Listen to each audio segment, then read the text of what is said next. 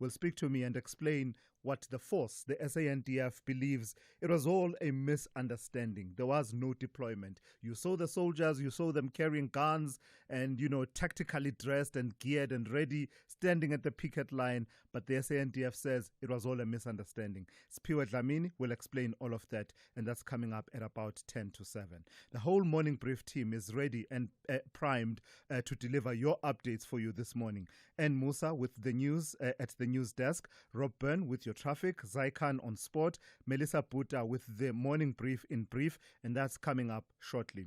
Dauleng Lechela has your business and markets covered, as well as Sipho Mantula with your Africa update at around 6:40 this morning. Your calls, I'll take them throughout on these and other matters that may be exercising your mind. The number to dial is 086 000 2032. I'll take your WhatsApp voice notes on 061 410 4107. On social media, we are at SAFM Radio on X. We are SAFM Radio on Facebook and Instagram. And as always, we are live on our YouTube channel, and that is SAFM Radio. So what are we waiting for? Let's get this show started. TS Galaxy Queens have a special game plan to display a stellar performance to collect maximum points in their own backyard. However, Royal AM want to demonstrate their royalty with a win away from home. This is the Hollywood Bet Super League. Don't miss out on TS Galaxy Queens versus Royal AM Ladies the Saturday 12th April at 2:30 p.m. Streaming live on SABC Plus and SABC One. Proudly brought to you by SABC Sport. For the love of the game.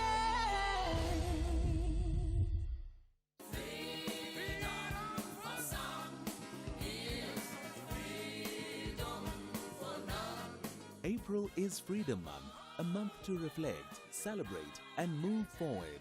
SAFM is bringing you powerful stories, insightful debates, and voices that shape our nation.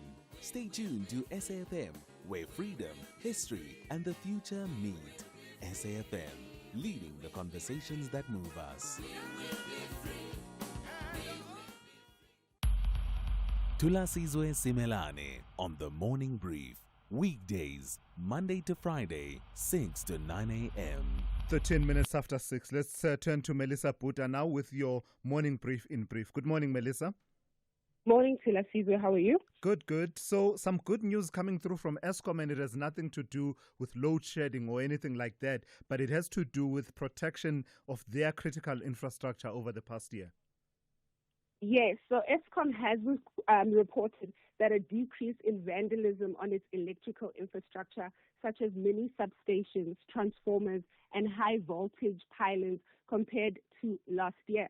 Despite this, infrastructure vandalism and theft still cost the utility over 200 million in the current financial year. Eskom has praised the police, and they've also asked that communities, step up in trying to help them combat these crimes against their infrastructure. Yeah, may we see more of that work to try and curb that situation. Tell me about these major developments that are coming through in our employment laws. You're telling us that they mean that some traditional healers will soon be able to issue employees with valid and acceptable sick notes? Yes, so some law experts have been praising these new regulations as of 2024, saying that this marks a significant step, especially in formalizing the practice of traditional healers who have been operating in a sort of gray area. So they say that once they are registered with the interim Traditional Health Practitioners Council, then traditional healers will be able to officially be recognized. But employers are, warned that check that people are registered, because only they will be able to issue valid medical certificates under the law. Yeah, it's an interesting development given that a lot of people do turn to traditional healers for consultation and for their health needs. So it's interesting to see how that will fuse in with our employment laws. Lastly, Melissa, tell me about the public hearings roadshow into the new consolidated marriage law for all types of marriages that can possibly be conceived in this country. That roadshow continues, and interesting insights coming out of that. Yes, so this one is quite an interesting one. So the South Africa's proposed marriage bill sort of sets the legal age for marriage at 18. However, the psychological people, the psychologists are saying that this could be, it could lead to severe psychological consequences, especially when young people are forced into adult laws prematurely. However, others have supported this bill in efforts for it to end harmful practices such as child marriages. Some have also argued that the minimum age should be set at 21, or even 25. So this is quite an interesting debate, and it's still ongoing. So the bill also is getting a bit of some criticism as it's inconsistent with other legislations, such as the Sexual Offences Act, which allows sexual consent at 16, creating potential legal contradictions. Yeah. Another key feature, though, in this bill is that, polygamous marriages does require men now to obtain written consent from the existing wives, which is one that has been accepted. Written consent. Melissa? I'm sorry, I missed that. You're saying written consent from the... Yes, a written consent from the existing wives. So it's not a chat anymore.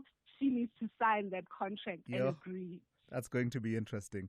That's Melissa Puta there with your morning brief in brief, just helping us to complete the picture, some of the interesting stories that she's lifted up and just highlighted for you that you may want to be aware of. As you heard there right at the end, that's also an interesting proposal coming through from the new marriage bill that is out for public consultation. No longer do you just need to have the say-so of your current spouse in order to enter into a polygamous marriage. Actually, now it will need to be written consent. I wonder what many of you will have to say about that. The only talk radio morning breakfast show that makes sense. The Morning Brief with Thulasizwe Simelane. It's 17 minutes after 6. Let's give you a sense of what your weather will be looking like on this Thursday. No warnings coming through from the weather service this morning, so we're straight to the weather. Pretoria will be fine with a minimum of 16 and a maximum of 24. Johannesburg, fine, 14 to 22. Mbombela, partly cloudy with isolated showers and thunder showers, 16 to 25. Polokwane will be partly cloudy with isolated showers and thunder showers, 16 to 26.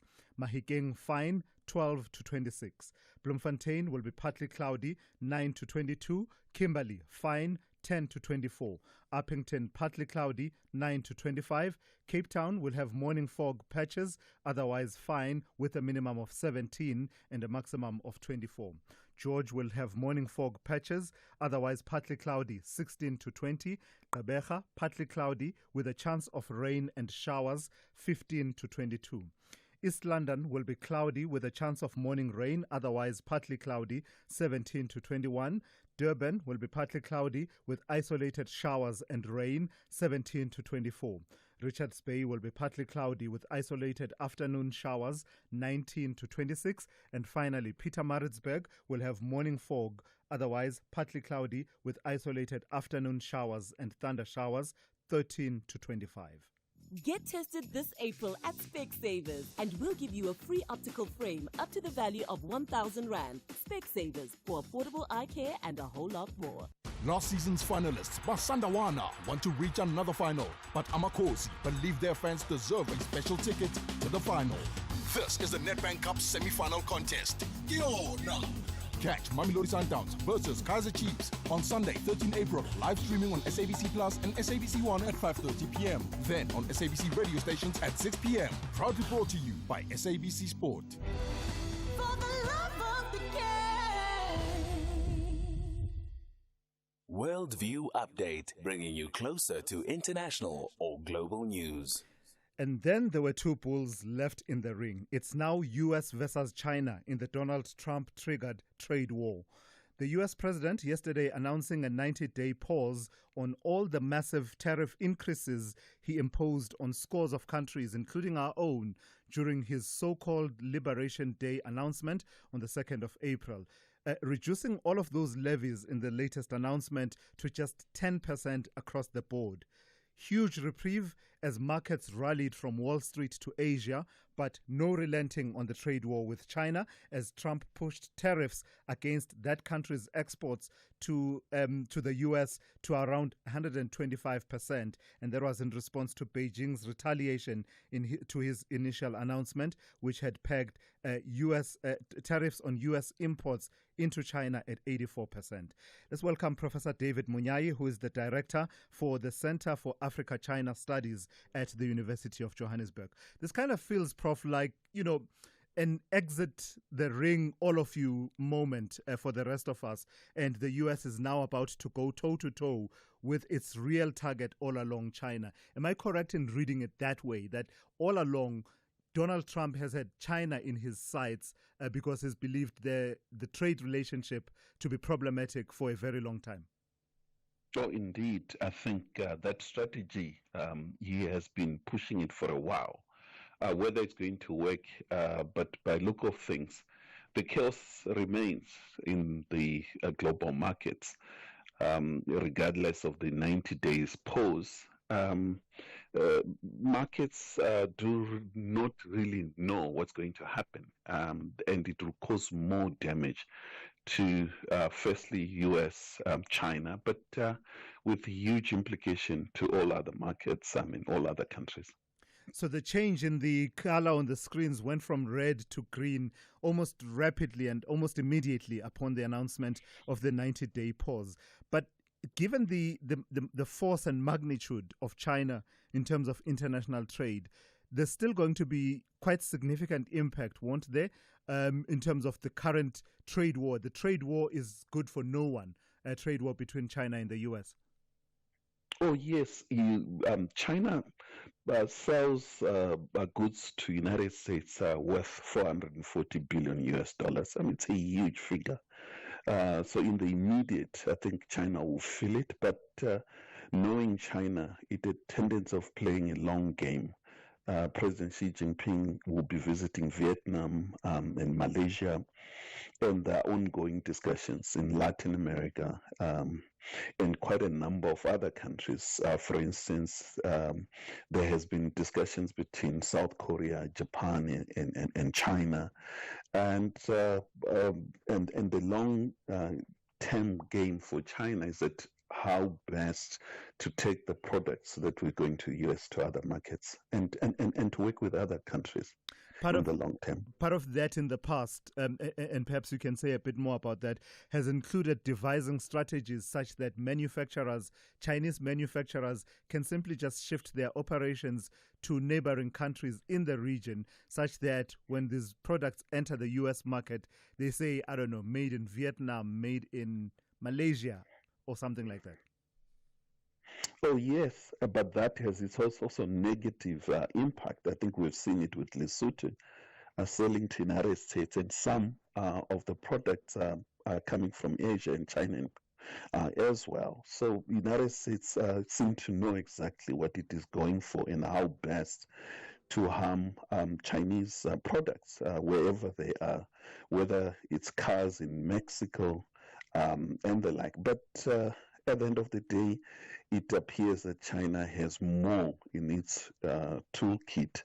It can use its own currency to value the currency. It has resources to help companies that are facing that, including the very same point that we've just made. Yeah. You say China plays the long game.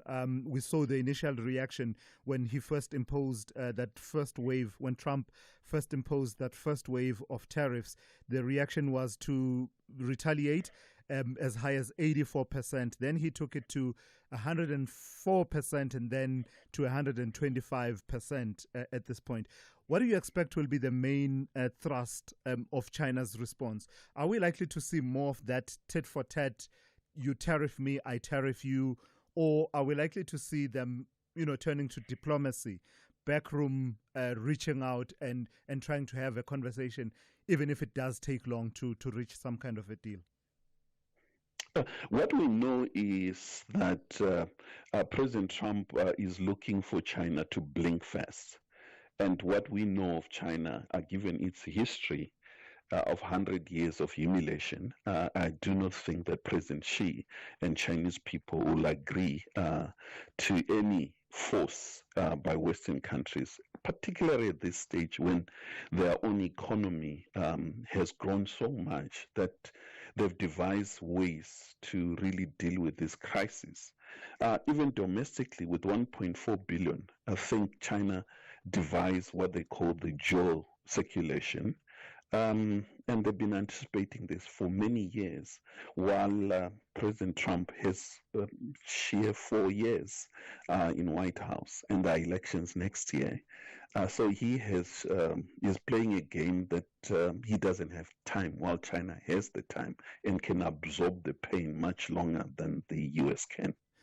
But at the same time, Prof, would you say that there's no denying that China itself, the stakes are high for China because, you know, in recent years we've been talking about weak domestic consumption in China, as well as just the readjustment by, you know, the logistics and manufacturing sectors in China to supply chains, and also all of these pressures in their own economy. Oh, indeed, and unemployment among the youth. So no doubt that the entire global economy is bleeding unemployment everywhere, including the United States. But China, given the fact that it has a huge population, and it's compounded by all these factors, and endless trade wars won't help China at all. But as we have said, they prepared for this, they understand, and also bringing Chinese on board to really nationalism at its highest level in China and in so many other places. But at the end of the day, I think the bigger question will be what will happen to globalization, to WTO, even G20, if President Trump continues with this kind of games.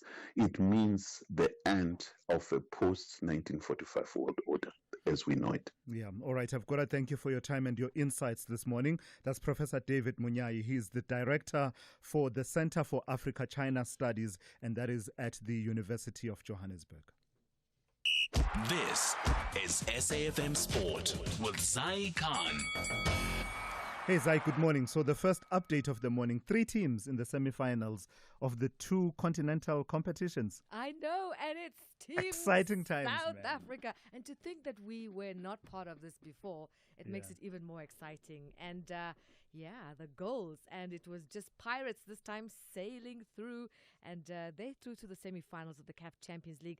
The celebrations, though, turned sour at Orlando Stadium last night. Pirates held MC Alger to a goalless draw, winning the tie 1-0 on aggregate. The ugly scenes erupted after the final whistle, with Algerian players targeting the referee and clashing with Pirates officials. South African police struggled to contain the chaos as fans stormed the pitch and fights continued into the tunnel.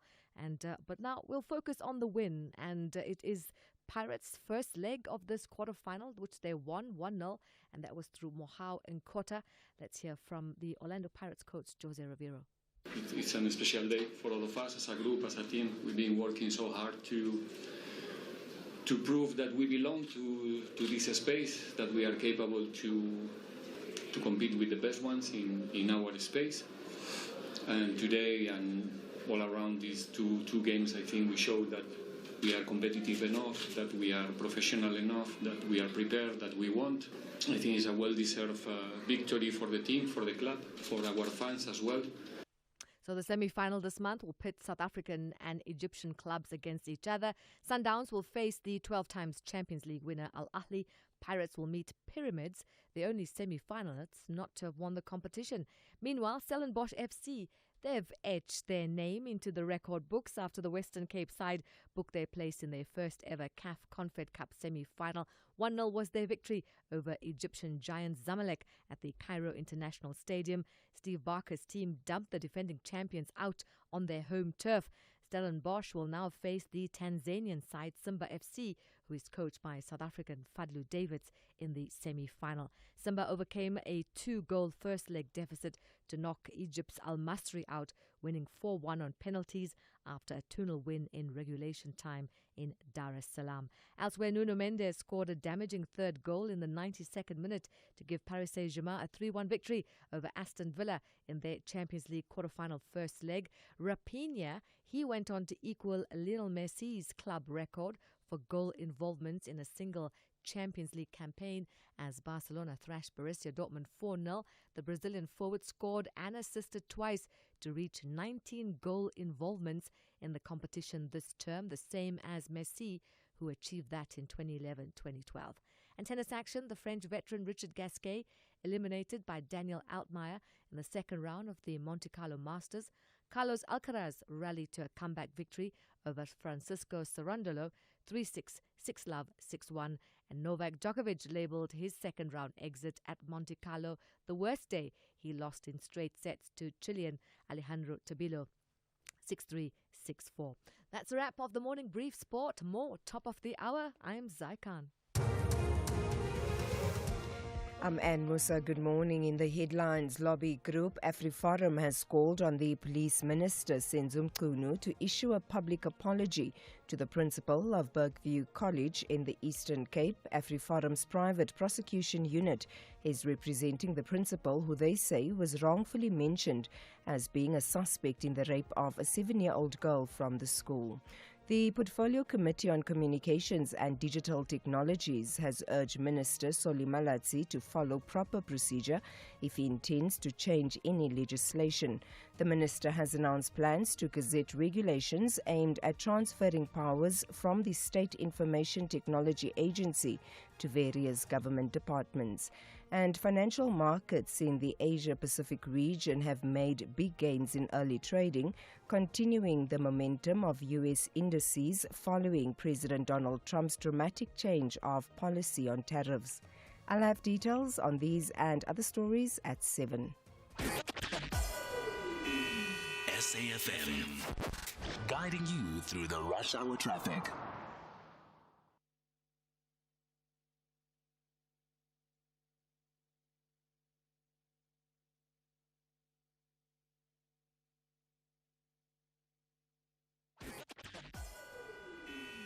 SAFM, guiding you through the rush hour traffic.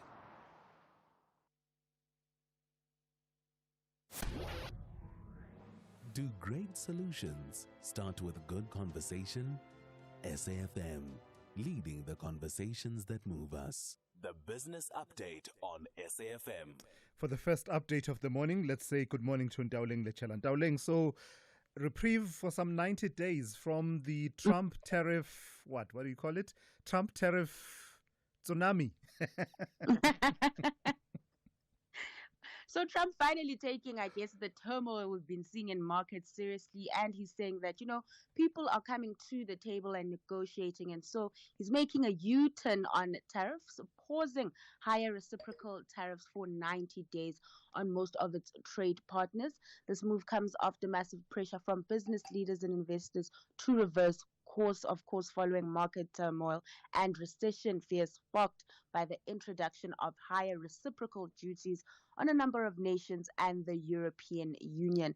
Now, Trump announced that more than 75 countries had contacted his administration to negotiate on trade barriers. The pause in tariffs will lower the rate to 10% during the period, providing some relief to countries that had been facing higher tariffs, including locally here, South Africa, that was slapped with a 30% tariff. However, China will not be included in this relief as tensions between the two nations continue to heighten. Now, Washington has warned that it may increase duties on China yet again to 125%. In terms of negotiations, though, Trump's administration will be speaking with officials from Vietnam, Japan, India, and South Korea in the coming days. Yeah, speaking of that, Ndauling, tell me about him deciding that he's going to slap, China, in fact, deciding that they're not going to take this lying down. They are also going to impose higher tariffs of their own against the United States. That's right, Thulas. China not being spared in that pause as it's been hitting back, of course. And this time around, the Asian nation has retaliated against Trump's tariffs by raising duties to 84%, escalating the trade war between the world's largest economies. The countermeasures took effect today following Trump's measures that increased the cumulative tariff rate to 104% this year. Now, that's not all. China has also announced that it plans to sue the U.S. at the World Trade Organization and has added 6 firms to its unreliable entity list and 12 firms to its export control list. Now, the tensions between the U.S. and China have been escalating since Trump returned to the White House in January, with the two nations locked in a stalemate over China's alleged role in the flow of fentanyl into America. The U.S. has accused China of erecting non-tariff barriers that disadvantage American exports and companies, while China has blamed the Trump administration for using the issue as a pretext to raise tariffs. So the change in color in terms of the screens across various stock markets was dramatic, from red to green. Mm-hmm. Just tell me just give us a roundup of that change as we saw it unfold in various jurisdictions. So some calm returning to markets following Trump's pause on tariffs, but we do not know how long this will last, because he is infamous for making announcements and posting on Truth Social, and that could turn markets again. But at the moment, we are welcoming the green screens and stocks closing in the green in the US. The Nasdaq leading those gains up over 12%. That really being fueled by a recovery in Apple. That counter shed millions of dollars in value over the past week, and yesterday it rebounded, ending the day 15% higher.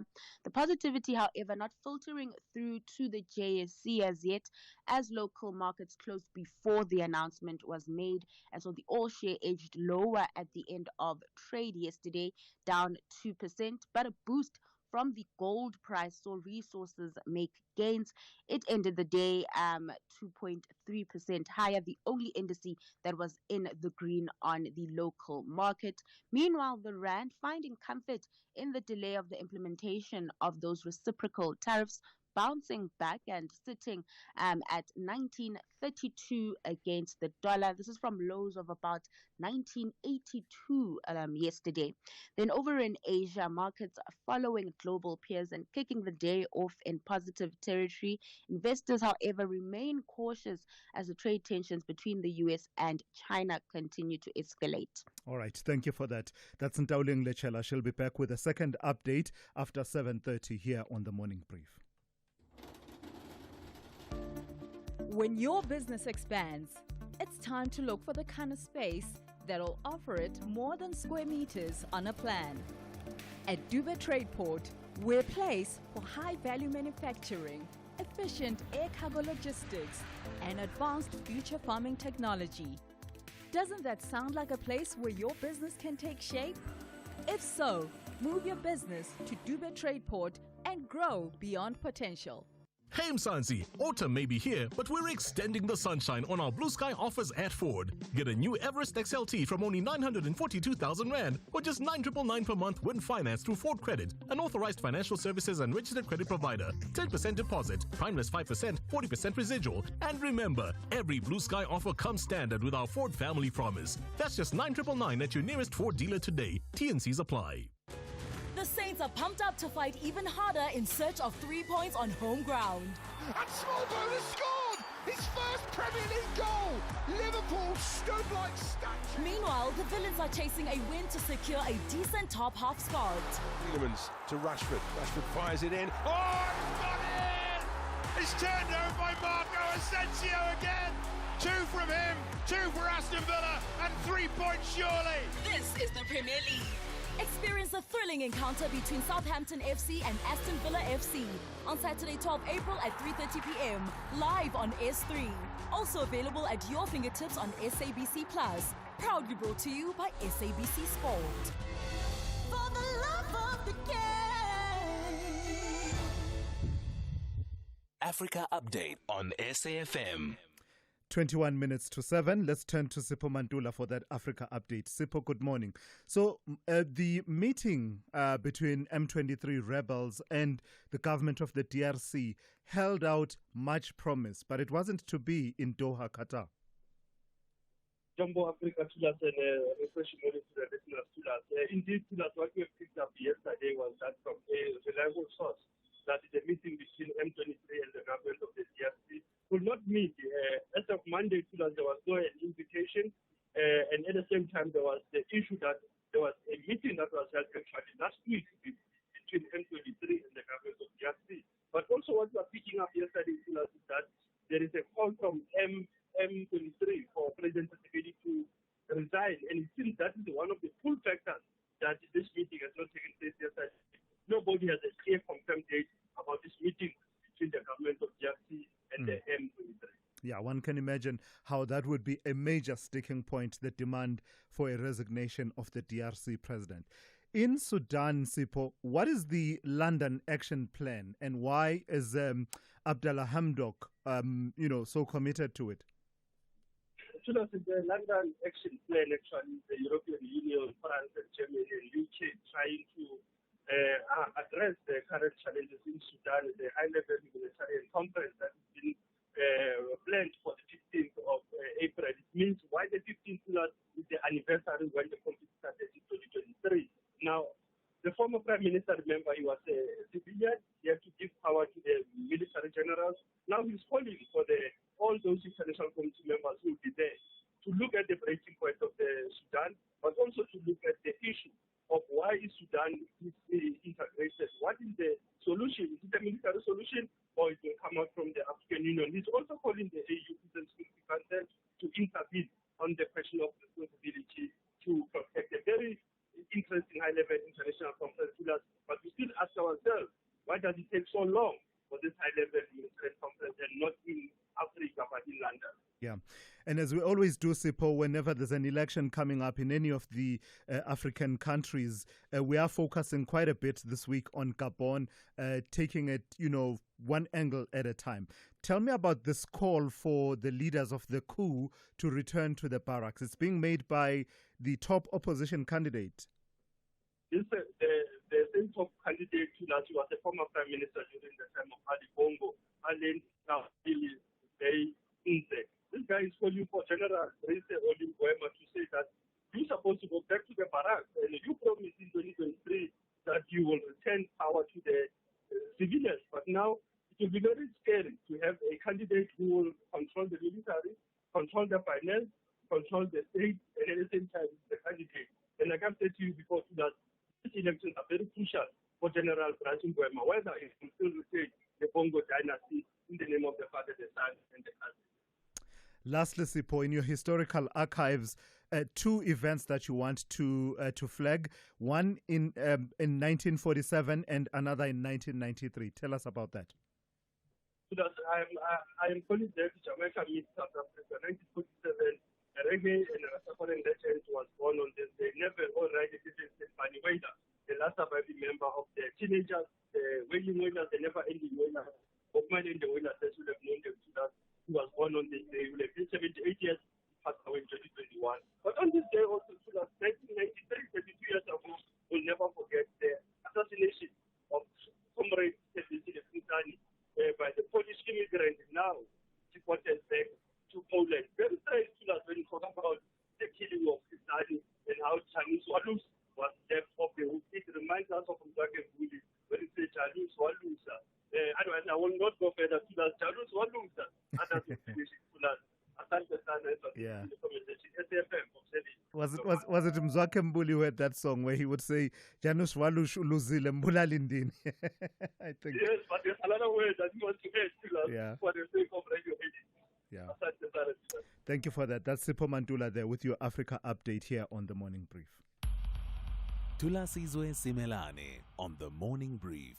Weekdays, Monday to Friday, 6 to 9 a.m.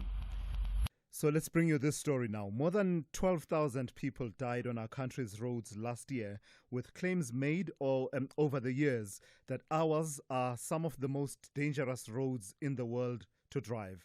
Road fatalities always take center stage around the country's holiday seasons, such as the festive period as well as the upcoming Easter period. However, road crashes claim many lives throughout the year. It's led to calls among some for the country's driver training module, the K53, to be revised, as some experts argue that it no longer meets the needs of modern driving challenges. So let's take that conversation forward. I'm joined by Lunga Ntsendwana, who is founder of Blue Chevron Driver Training Academy. Good morning to you, and thank you for your time. So this K53 has been in operation for quite a long time. Many of us, in fact, all of us who do drive, have taken it. To what extent does it continue to meet the needs of modern driving, modern vehicles under, current road conditions? Good morning, Thulasizwe. I think K53 has served its purpose. It's a good defensive driving system. Unfortunately, it is rather basic, so it doesn't quite cover all the requirements of driver training, especially when it comes to things like vehicle control, skid recovery, and just really to be able to drive a vehicle in more dangerous situations like driving at night and so on. In fact, on that point of driving at night, I remember the call being made, I think it was last year, and I think it was the AA, when we were talking about how a lot of the crashes actually occur at night, but the drivers would not have been trained about driving at night as part of the K53. Is that one of the weaknesses? Yeah, I think, our biggest weakness is that we don't have a standard requirement of the training that a learner must undergo. So, a person can actually qualify and get their driver's license without ever having driven a vehicle at night. And you'll notice on the road, you've got a lot of people that actually drive around using their park lights because they actually don't know how to switch the vehicle lights on fully. So the big requirement is that we need to have some sort of requirement that says you have to do X amount of hours in training, and some of those hours should be done at night, for example. I think that would go quite a long way towards addressing the issues that we face. Yeah.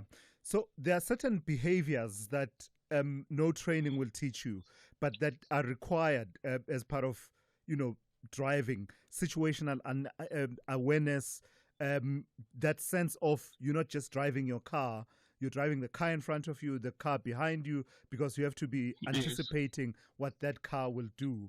To what extent do we believe those factors and perhaps weaknesses in training around those factors contribute to the high mortality rate on our roads? It plays a huge role, I mean, if you haven't done basic defensive driving, you will drive right into a developing hazard without noticing it until the very last moment. We're in a position now where we can see some of these accidents happening in real time on social media via the dashcam videos that are being shared. And a lot of those times, if you look, especially the track videos, you'll see the person hardly reacts right up until the last moment.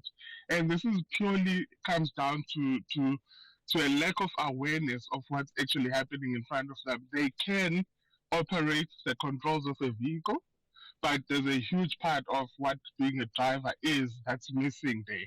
They're not able to recognize the hazard and react accordingly to that. And then once things go wrong, a lot of South Africans cannot recover from a skid, for example.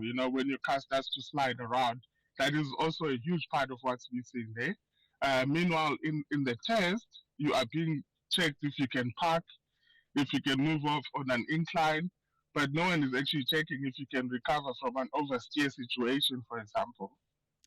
So what does fixing the weaknesses, what does it look like? What does an ideal module that addresses the weaknesses, some of which you and I have spoken about in the last few minutes? What would we need to introduce? Would it be more like, I know a few people have done that defensive training, and I think it's provided by the AA, or it used to be provided by the AA. Would it look more or less like that?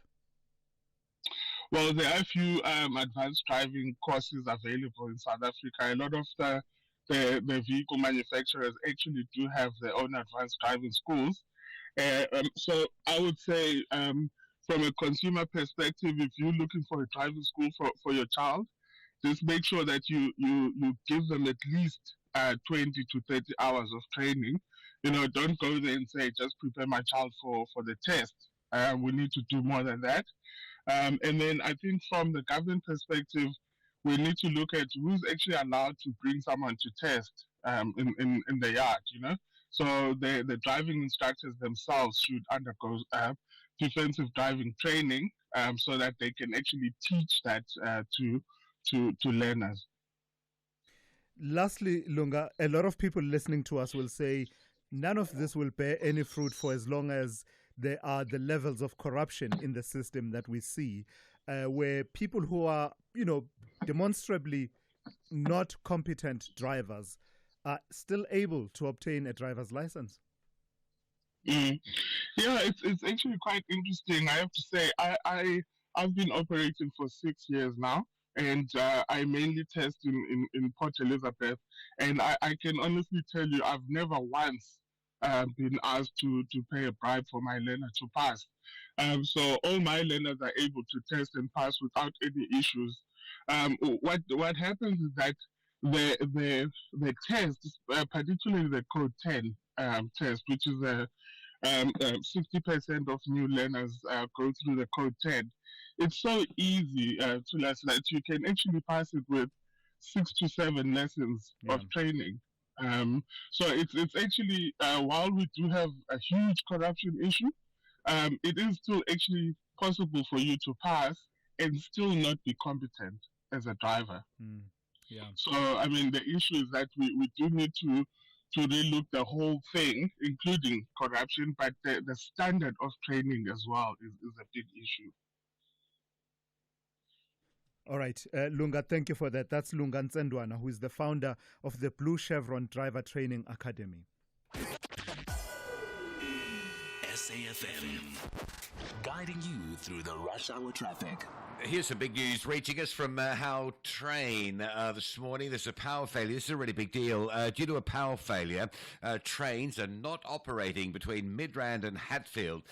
Buses are currently transporting passengers between the affected stations. Now, that is going to extend your travel times this morning and disrupt you. It won't be the fast train. It'll be the bus through the traffic. So just be aware of that. How Train with power failure problems, Midrand through to Pretoria. I'm hearing as well there may be a further issue. We have got a note just coming in saying between Marlborough and Hatfield, so it may be a little bit more extensive than what How Train are currently issuing up. So we'll watch How Train services this morning. Broken down vehicle, usual spot N1 south at Rigel, so the N1 backing up from Linwood Road territory. Durban side this morning, N2 north, M7 up to Westwood Mall, usual backlog with us. M7 going into Pinetown, St John's Avenue Bridge is heavy, and there's quite a backlog of traffic Twinny Hill side if you're leaving Amman's Toti through to Prospect, and it's a pretty busy one this morning. Heavy queues through Ashburton up to Market Road. I think that's probably an additional lane closure that's been in overnight. That's really quite a big backlog. If you've left Durban on your way to Pietermaritzburg, it is heavy there. Cape Town, N2 jam-packed, a crash on the side of the highway. In fact, the vehicle well off the roadway, but the police and emergency services there on the highway, left shoulder closed, a lot of onlooking. The crash scene just by Rappenberg Road in that sort of lane drop section anyway. So the traffic on the N2 this morning, extreme delays right back from the airport runway. And there's a stationary tanker on Coburg Road at Montague Drive, causing big backlogs on the Coburg Road coming out of Tableview this morning towards Milnerton. Rob Byrne, SAFM Traffic. The Bavarians want to display quality play to emphasize why they are called FC Hollywood. But BVB is courageous to cement a decent spot in the top half. It's all or nothing. This is the Bundesliga. Football as it's meant to be. Catch one of the world's greatest football derbies. The Klassiker. FC Bayern München versus Borussia Dortmund. This Saturday, 12 April at 6:30 p.m. Streaming live on SABC Plus and SABC Sport on TTT Channel 4. Proudly brought to you by SABC Sport. For the love of the game.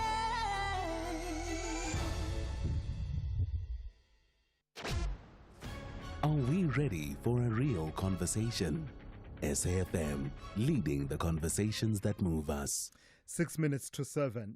In all of these conversations, of course, feel free. Give me a call. The number to dial is 086 000 2032. I'll take your WhatsApp voice notes on 061 410 4107. Now, to this story that had a lot of you talking on social media. The South African National Defence Force is scrambling to explain why some of its soldiers appeared to be manning picket lines alongside police officers in Matatiele on Tuesday during a march against gender-based violence.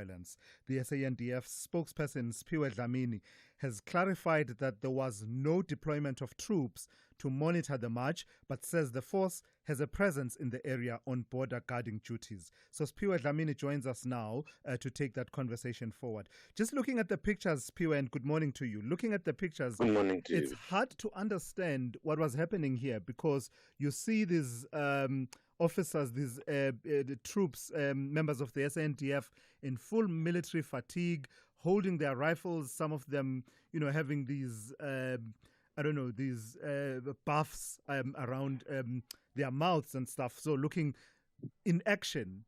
Yet you are saying that this was not a deployment to monitor the march. What was it then? No, it wasn't a deployment. I just want to confirm to explain something to you. Sure. Thulasizwe, let me say good morning to your listeners too, and thanks for having us. But Simelane, the optics are not good. So that's one thing that we must accept. The optics are not good, and we actually regret that our members were in that area. Of a march, a community march that was dealing with a very serious and sensitive issue. So we regret that the soldiers were in that incident. The reason why I'm saying it was not a deployment, first and foremost, there are members of the Defence Force who are based in Matatiele. We have a base there, and that base and those members are solely there for the purpose of border safeguarding duty. So they do have a base in Matatiele.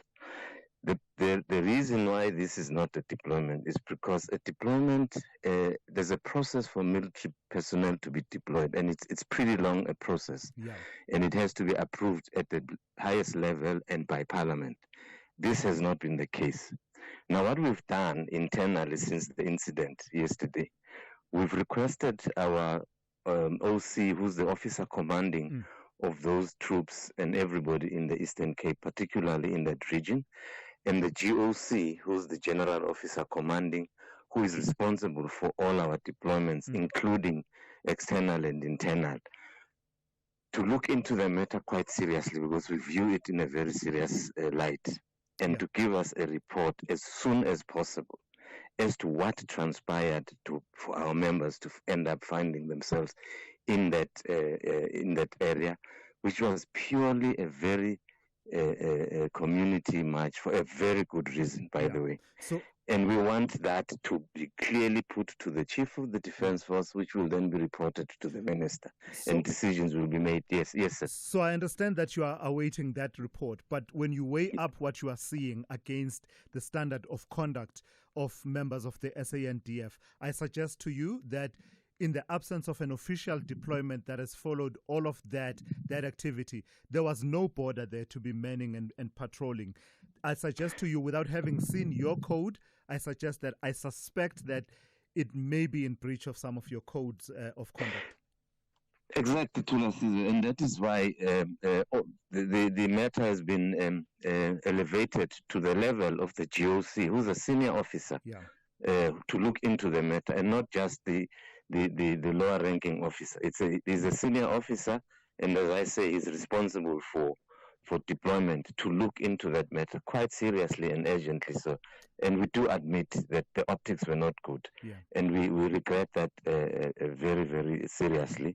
And we will be looking. I mean, we will be taking this matter forward in terms of what should happen. But the disciplinary processes, if there should be, is very clear on what should happen. Lastly, Spiwa, I've got to take advantage of the fact that I have you now. What's the latest update in terms of getting our troops back from the DRC?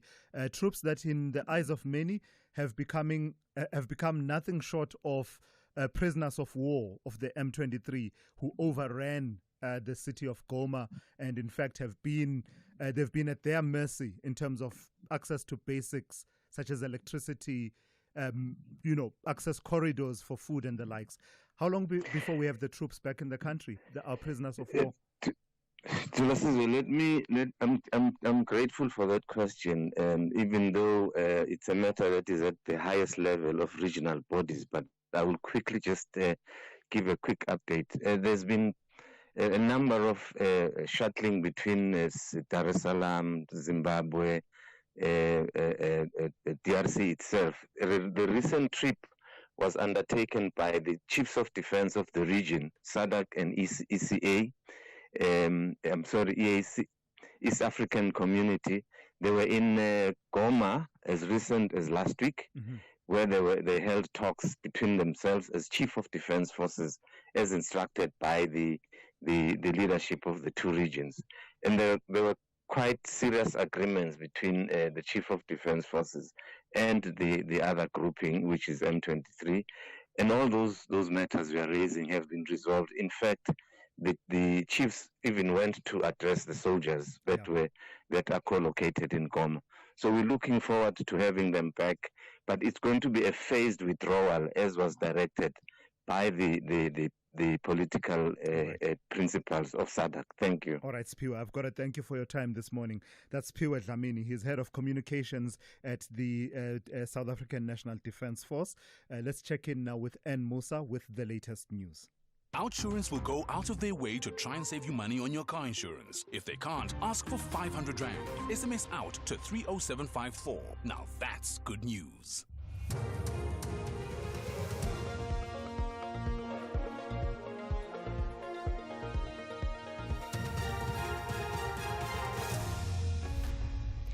In our top stories, AfriForum demands apology to Bergview College principal, and Trump's tariff pause sees huge boost in U.S. stock market. Good morning. Lobby group AfriForum has called on Police Minister Senzo Mchunu to issue a public apology to the principal of Bergview College in the Eastern Cape. AfriForum's private prosecution unit is representing the principal, who they say was wrongfully mentioned as being a suspect in the rape of a 7-year-old girl from the school. The group accused Mchunu of making false allegations against the principal and not correcting information in the public sphere on details of the investigation into the rape. AfriForum spokesperson Barry Bateman says they'll be assisting the principal to file charges for defamation against the minister. We issued a statement a week ago on the Saturday saying that Mr. Peterson, which is fact, Mr. Peterson was never a suspect in the matter. He was never regarded as such, and he had cooperated with the police entirely. The minister, 4 hours later, issued a statement saying the opposite, that in fact Mr. Peterson was a suspect. He left that linger for the entire week as the entire country speculated on this fictitious claim that he was a suspect. It has destroyed the man's life. It has damaged the schooling community. And this could have been stopped if the minister had simply told the truth and set the record straight. But he didn't, and there must be consequences for that.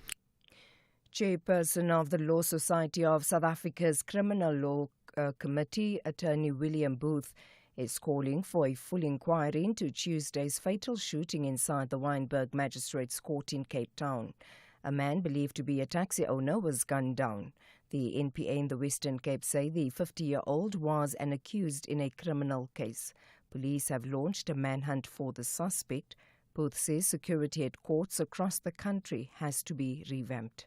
The security at the court is, in my view, a huge problem. Some of the scanning devices were not operational, and this is not only at Wynberg, but it happens at many other courts throughout South Africa. The CCTV cameras that were in some of the passages that could have been used to capture the perpetrators were not working. So I actually appeared in the regional court. A number of magistrates with whom I spoke were severely traumatized, prosecutors as well, and it is something that has to be seriously addressed. A 50-year-old man arrested in connection with the murder of 6 community patrollers at Marimi Informal Settlement in Shoshanguve, north of Pretoria, is expected to apply for bail today. He made a brief first appearance last week. The accused is facing charges of possession of an unlicensed firearm and live ammunition. He has not yet been positively linked to the murder of the patrollers, as an identity parade is still to be conducted. The Portfolio Committee on Communications and Digital Technologies has urged Minister Thulasizwe to follow proper procedures if he intends to change any legislation. The minister has announced plans to gazette regulations aimed at transferring powers from the State Information Technology Agency to various government departments. The committee's chairperson, Kusela Diko, has accused Malatsi of attempting to undermine the country's laws on local ownership. Now, what Minister Malatsi has sought to do, and that we argue he has no standing to do in law, is to issue policy directives that seek a deviation from law. Now, we've raised this matter with him on CETA as well, to say that you cannot change a substantive part of the law through regulation or policy directives. He needs to follow the correct processes. If he's unhappy with the 30% equity ownership, then he must seek an amendment of the law, and he's going to have to explain why he would want to do such for a single company. And finally, financial markets in the Asia-Pacific region have made big gains in early trading, continuing the momentum of U.S. indices following President Donald Trump's dramatic change of policy on tariffs. The Nikkei index in Tokyo jumped about 8% following days of turmoil that had seen stocks stumble. The market rises came hours after Trump paused higher tariffs on goods entering the U.S. from most countries except for China. Speaking in the Oval Office, Trump said his actions have strengthened the U.S. There's a lot of winning out there, and we're having a good day in the stock market, as you can see, an all-time record day, and hopefully it continues. I think it should. Our country's stronger than it's ever been, and somebody had to do that. We had to take the medicine. We had to go through the operation, and that's what we've been through, and a lot of presidents would not have done it. No president would have done it, I think. Recapping the top story, lobby group AfriForum has called on Police Minister Senzo Mchunu to issue a public apology to the principal of Bergview College in the Eastern Cape. AfriForum's private prosecution unit is representing the principal, who they say was wrongfully mentioned as being a suspect in the rape of a 7-year-old girl from the school. For SAFM News, I am Anne Musa. Those were the top stories for this hour. Don't miss out on a possible car insurance saving. SMS out to 30754 for a quote. Outsurance, where you always get something out. When last did you shop around for a real deal on your car insurance? Switch to Outsurance and you could save big every month. Gordon, a 44-year-old man, is a real Outsurance client who saves a mind-boggling 2,794 Rand a month on his 2019 Ford Everest 2-litre automatic. Isn't it time you got the real deal? Don't pay more. Switch and save today. SMS out to 30754. That's out to 30754. With Outsurance, you always get something out. A licensed insurer and FSP. T's and C's online. SAFM, guiding you through the rush hour traffic. Good morning. Morning a disruption for how train users loss of power this morning. Buses replacing trains between Hatfield and Midrand. But we've got a little bit of a sneaking suspicion it may be a little bit worse than that. That's the official line. Buses Hatfield through to Midrand. But we are hearing about problems right out around Marlborough as well. So if you need how train, just make sure you're giving yourself plenty of extra time. It'll be a bus on the road rather than the fast train service. Joburg N3 North, heavy today from Elands up through Galulis for links out to the airport in Boksburg. Also crash coming in from Benoni to Boksburg on the N12 at Atlas Road, and a crash on the M1 North before Malabongwe. So coming through from Bayers Nordia, Veltri and Parkside on your way to Randburg and Fourways, that's heavy. Durban out to Pietermaritzburg, a long backlog of traffic today from just after Linfield Park through Ashburton on your way up to Market Road. We think that's a hangover of some overnight lane closures that are still in place there. It's very heavy. And Cape Town, big traffic on the N2, a crash at Rappenberg Road. Delays all the way back through to the airport runway, and a stationary tanker causing problems on Kuberg Road heading out of Tableview towards the Montague Drive junction. Rob Byrne, SAFM Traffic. A very good morning to you in your SFM sports headlines. South African football teams on fire. This time we focus on Stellenbosch, stunning Zamalek in Cairo, the defending champions bowing out. And in swimming, Peter Coetzee carried the opening day of the South African Championships, delivering the only World Championship qualifying times. All the details just before 7:30.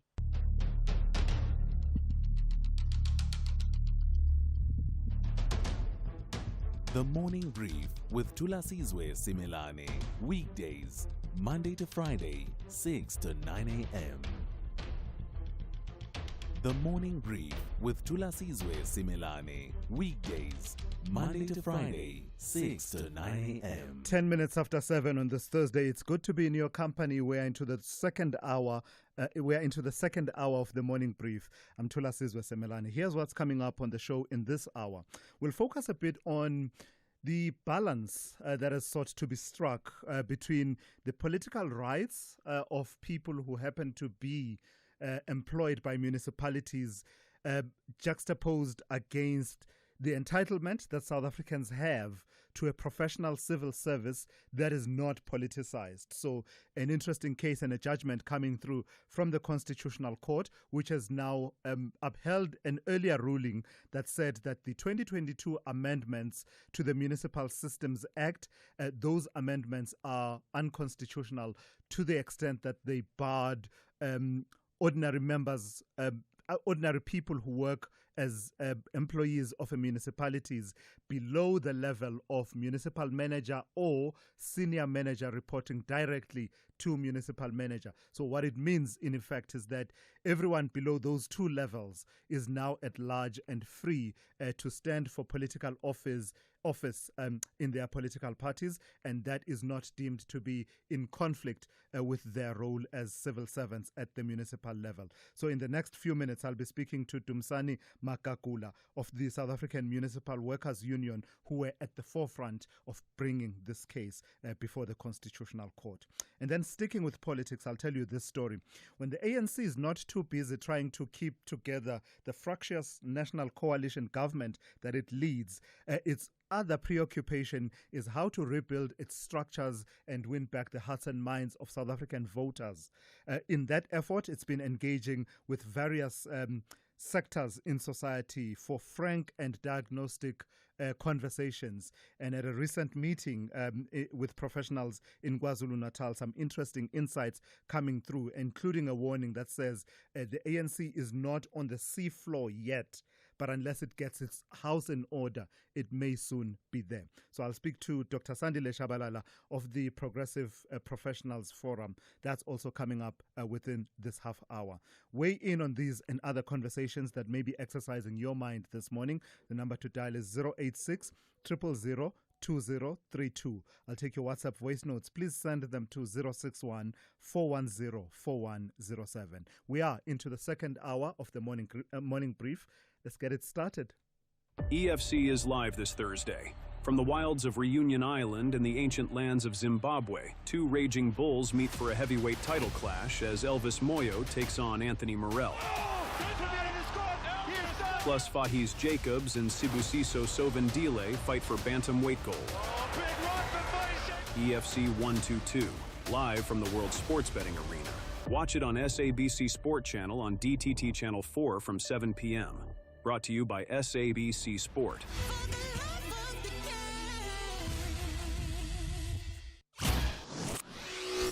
Thulasizwe Simelane. on SAFM. Yeah, so let's turn to that interesting court case coming from the Constitutional Court. Municipal officials, other than municipal managers and senior managers who'd report directly to them, are now free to stand for election and hold office within their preferred political parties. This after the Constitutional Court upheld a ruling that declared the 2022 amendment to the Municipal Systems Act unconstitutional. This amendment previously prohibited municipal workers from holding political office, a restriction that some argued unfairly affected ordinary workers without influence over political or administrative decisions. The court has confirmed that only senior municipal officials should face such a restriction. Let's speak now to Dumisani Makakula, the South African Municipal Workers Union General Secretary. Good morning to you and thank you for your time. How significant is this judgment, and in terms of how the restrictions had impacted some of your members? Good morning to you and to your listeners. The judgment is very significant for us because it protects the constitutional rights of municipal employees. Municipal employees were already affected by the amendment. Some of them had to leave jobs in the previous election because they had an interest in participating in leadership of political parties, and now we have confirmation from the Constitutional Court that this was an infringement of the constitutional rights of municipal employees. So we obviously can't be litigating this once again. It's been fully ventilated before the Constitutional Court. But let me ask you, do you at the very least have an appreciation for the apprehension that some people have with the concept of civil servants who are meant to be apolitical in terms of how they deliver services to the public, at the same time holding political office, sometimes at senior levels, in branch structures, in regional and even in provincial structures? Yes, we do, but we know where it's located. We know that there is a problem if a municipal manager is a leader of a political party, while, for instance, the executive mayor might not be in the same political party. There's obviously going to be ongoing contradictions in terms of delivering services and delivering mandate. But in a case where a municipal employee is a leader of a political party, but in a much junior position in a municipality, that should not be a problem, because workplace is regulated by code of conduct and rules, and whoever is given an instruction by someone in authority, they should be able to carry out the instruction. So we believe that as is now, the limitation should be located on municipal managers and directors in municipalities and not all municipal workers. Do you believe, though, that there's going to be need for clarity of policies? Let me just give you a scenario. Many of these officials we are talking about don't necessarily qualify, don't necessarily fall under the category you are saying senior managers. So they are not municipal managers. They are not senior managers reporting directly to a municipal official. They are just levels below, directors of various branches within the organogram of municipalities. That means in many instances they serve on structures such as board adjudicating committees of municipalities and entities. Do you believe that there's going to be a need to be very clear now, even clearer than we've been, about the rules of engagement and the potentials that may arise for conflict of interest when adjudicating tenders, for example? Of course, we agree that there will have to be internally in municipalities a discussion over that. But that discussion should not go to a level where the constitutional right of an employee of a municipality is compromised, because we are already secured by the Constitution and the affirmation of the Constitution by this ruling. But of course, in any instance, whatever position you are in, conflict of interest has to be declared, where you may have a political influence. You must be able to say, I have an interest in this matter. It's basics of engagement in any scenario. However, as we say, emphasis is there is now no blanket approach that Yeah. says a municipal worker can't be a leader of a political party. Lastly, then, Mr. Makakula, what are your next steps as SAMU in as far as this matter is concerned? Are you happy with where the lines have been drawn now in terms of what is allowed and what is not allowed? Are you happy with the exclusion, for example, of the senior managers as well as municipal managers, but also on the issue of those who have had to make that choice to either serve at municipal level or, leave altogether and go and join political parties? Yes, we are totally happy with the limitation as it stands. And it's important for us to go back to why did we push for this? Because first of all, it's SAMU that pushed for municipal managers and those reporting directly to municipal managers that they should not be political office bearers. And the reason for that is, in the main, the interest was to improve service delivery and to make sure that there are no contradictions in the processes of delivery of services to the communities. And we believe that this now enshrines and emphasizes the focus of the municipality should be on delivering services instead of being overtaken by political interests. All right, I've got to thank you for your time this morning. That's Dumsane Makakula, the South African Municipal Workers Union, SAMU's General Secretary. The Bavarians want to display quality play to emphasize why they are called FC Hollywood. But BVB is courageous to cement a decent spot in the top half. It's all or nothing. This is the Bundesliga. Football as it's meant to be. Catch one of the world's greatest football derbies. The Klassiker, FC Bayern München versus Borussia Dortmund. This Saturday, 12 April at 6:30 p.m. Streaming live on SABC Plus and SABC Sport on TTT Channel 4. Proudly brought to you by SABC Sport. For the love of the game.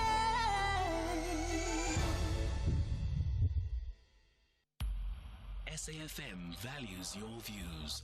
Be an active citizen. 7:20. Credit to the initial reporting of Business Day on this story. If you think a VAT rate of 15.5% or even 16% as currently mooted is bad, wait till you are hit with up to 23% VAT along with a raft of other taxes.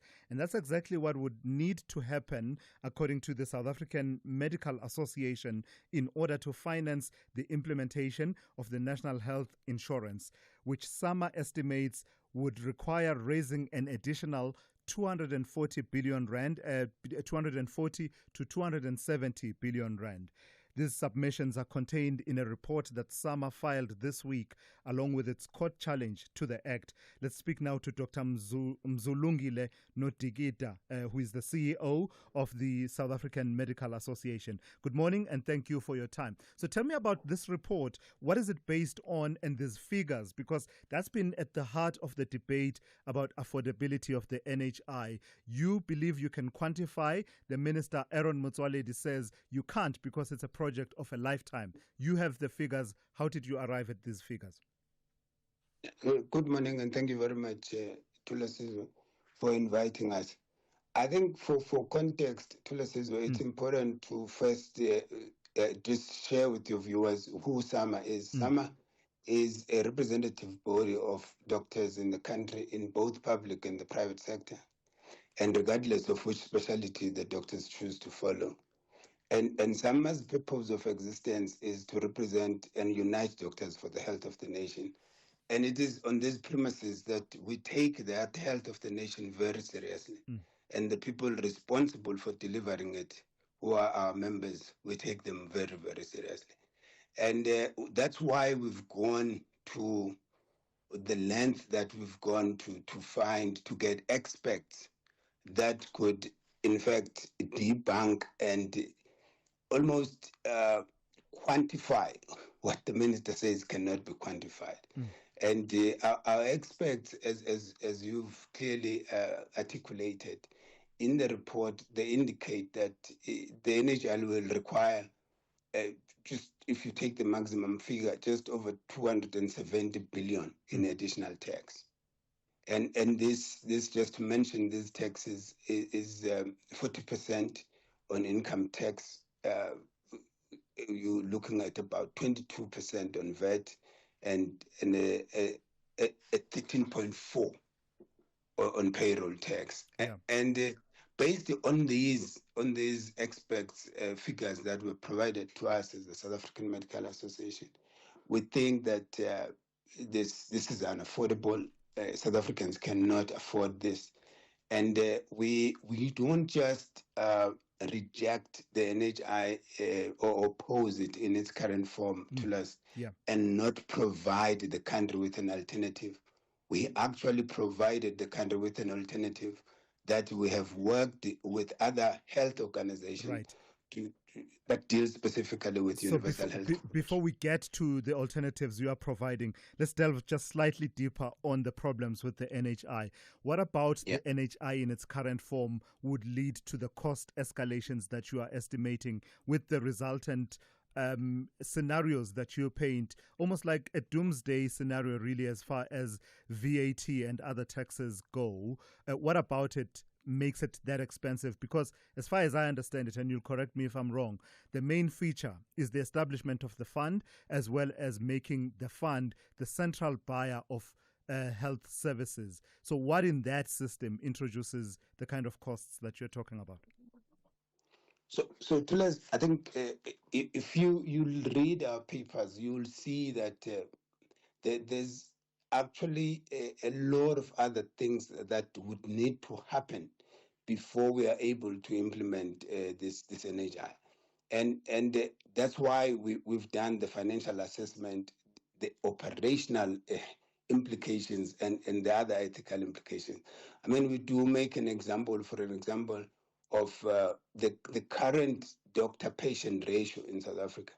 If you look at that current doctor-patient ratio and what a surgeon is expected to deliver in the current system, and the cost associated with that, and the hours that the surgeon would be expected to operate in an NHI setting, you then looking at almost an impossible kind of a situation where you will have these doctors overburdened and unable to actually deliver. And I think the other bigger issue, Thulasizwe, is that from an infrastructure and an equipment point of view, you have a fundamental problem with the current system. And that, without dealing with that, you then run a risk of escalating the costs. If you estimate from the base, from where we're sitting now, to a future where you're getting the equipment, the necessary equipment that you use, and with the fact that the Act itself is silent on technology, which in our view as SAMA could actually make it easier to implement universal health coverage. All right, I've got to thank you for your time this morning. That's Dr. Mzulungile Notigita, who is the CEO of the South African Medical Association, SAMA. This is SAFM Sport with Zai Khan. Hey, good morning to you, Zai. So it's celebrations all round, semi-finals all round. Tell me about Stellenbosch stunning Zamalek and making their way into the semi-finals. Well, talk about a wine country team like Stellenbosch popping bottles there in Cairo. It's going to get even better, I think, with time. That just still is wonderful for them to see their CAF Confederation Cup run continuing. They send shockwaves across the continent. What a 1-0 win over the defending champion Zamalek in Cairo after holding the defending champions to a goalless draw in Cape Town last week. The tournament debutants had a task of travelling up north to face the Egyptians' powerhouse in front of an intimidating Cairo crowd, and they delivered. Let's go now to Orlando Pirates, who also delivered, even though the score was 0-0 at home to MC Algiers. They still advanced to the CAF Champions League semi-finals. Pirates won the first leg 1-0 in Algiers last week through a Mohau Nkota goal and progressed to the penultimate stage of the Premier African Club competition 1-0 on aggregate. Here's their coach, Jose Ribeiro. It's a special day for all of us as a group, as a team. We've been working so hard to prove that we belong to this space, that we are capable to compete with the best ones in our space. And today and all around these two games, I think we showed that we are competitive enough, that we are professional enough, that we are prepared, that we want. I think it's a well-deserved victory for the team, for the club, for our fans as well. Now, the CAF Champions League semi-finals this month will pit South African and Egyptian clubs against each other for places in the two-leg final. Sundowns will face the 12 times Champions League winners Al Ahly, while Pirates will meet Pyramids. Elsewhere, Nuno Mendes scored a damaging third goal in the 92nd minute to give Paris Saint-Germain a 3-1 win over Aston Villa in their Champions League quarter-final first leg. Here's Paris Saint-Germain coach Luis Enrique. Because it's our goal, trying to win all the trophies, and it's an ambitious goal, but at the same time, it's a motivating situation for us, and I'm very happy with the performance today, very happy with the performance the whole year, and I hope we can continue in that way. And the other Champions League campaign saw Barcelona thrashing Borussia Dortmund 4-0 to take command of their quarterfinal tie. Tennis action, Richard Gasquet eliminated by Daniel Altmaier. Carlos Alcaraz rallied to a comeback victory over Francisco Cerundolo, and Novak Djokovic labelling his second-round exit at the Monte Carlo Masters as the worst day. He lost straight sets to Chilean Alejandro Tabilo. And finally, cricket, the Gujarat Titans continuing their winning run in the Indian Premier League. They beat the Rajasthan Royals by 58 runs in Ahmedabad. Gujarat posted a massive score of 217 for 6 in their 20 overs. In reply, Rajasthan were bowled out for 159 in 19.2 overs. We'll swing back. More sport, top of the hour. I'm Zai Khan. Good morning, I'm Anne Musan. The headlines. The Gauteng Roads and Transport MEC intends to invoke the National Land Transport Act as a measure to deal with escalating taxi violence incidents. Section 91 of the Act empowers the MEC to suspend taxi operations through closing the ranks or routes or revoking or amending operating licenses. Lobby group AfriForum has called on Police Minister Senzo Mchunu to issue a public apology to the principal of Bergview College in the Eastern Cape. AfriForum's private prosecution unit is representing the principal, who they say was wrongfully mentioned as being a suspect in the rape of a 7-year-old girl from the school. And emergency workers in the Dominican Republic are starting to shift from a rescue operation to one of recovery, 2 days after the roof of a music venue collapsed during a concert. 184 bodies have been recovered. I'll have details on these and other stories at 8. SAFM, guiding you through the rush hour traffic. Good morning. Reminder about the train services on How Train. Now, I'm just hearing in the last minute an update coming through from How Train saying train services have been restored between Midrand and Hatfield. Now, they were taken out this morning due to a power failure. It resulted in buses replacing trains. But as I say, in the last minute, How Train have issued an update saying that that situation is resolved. There probably will be a lag. There always is a bit of a hangover once services are sort of suspended and then resumed. So it'll be a busy one on How Train, but at least the trains are back on. Here's one to avoid: the R21, Monument Park, Fountain Circle. Stay off of this. All sorts of stuff happening there this morning. Use Rigel Avenue off the M1. Use Buata Avenue off the M1. You've got plenty of options. Use the N14 if you like the Ben Schoeman to and from the N1. Just stay off that R21, Monument Park, Fountain Circle. N1 South, breakdown at Linwood Road. Heavy coming through from Storumful Road this morning.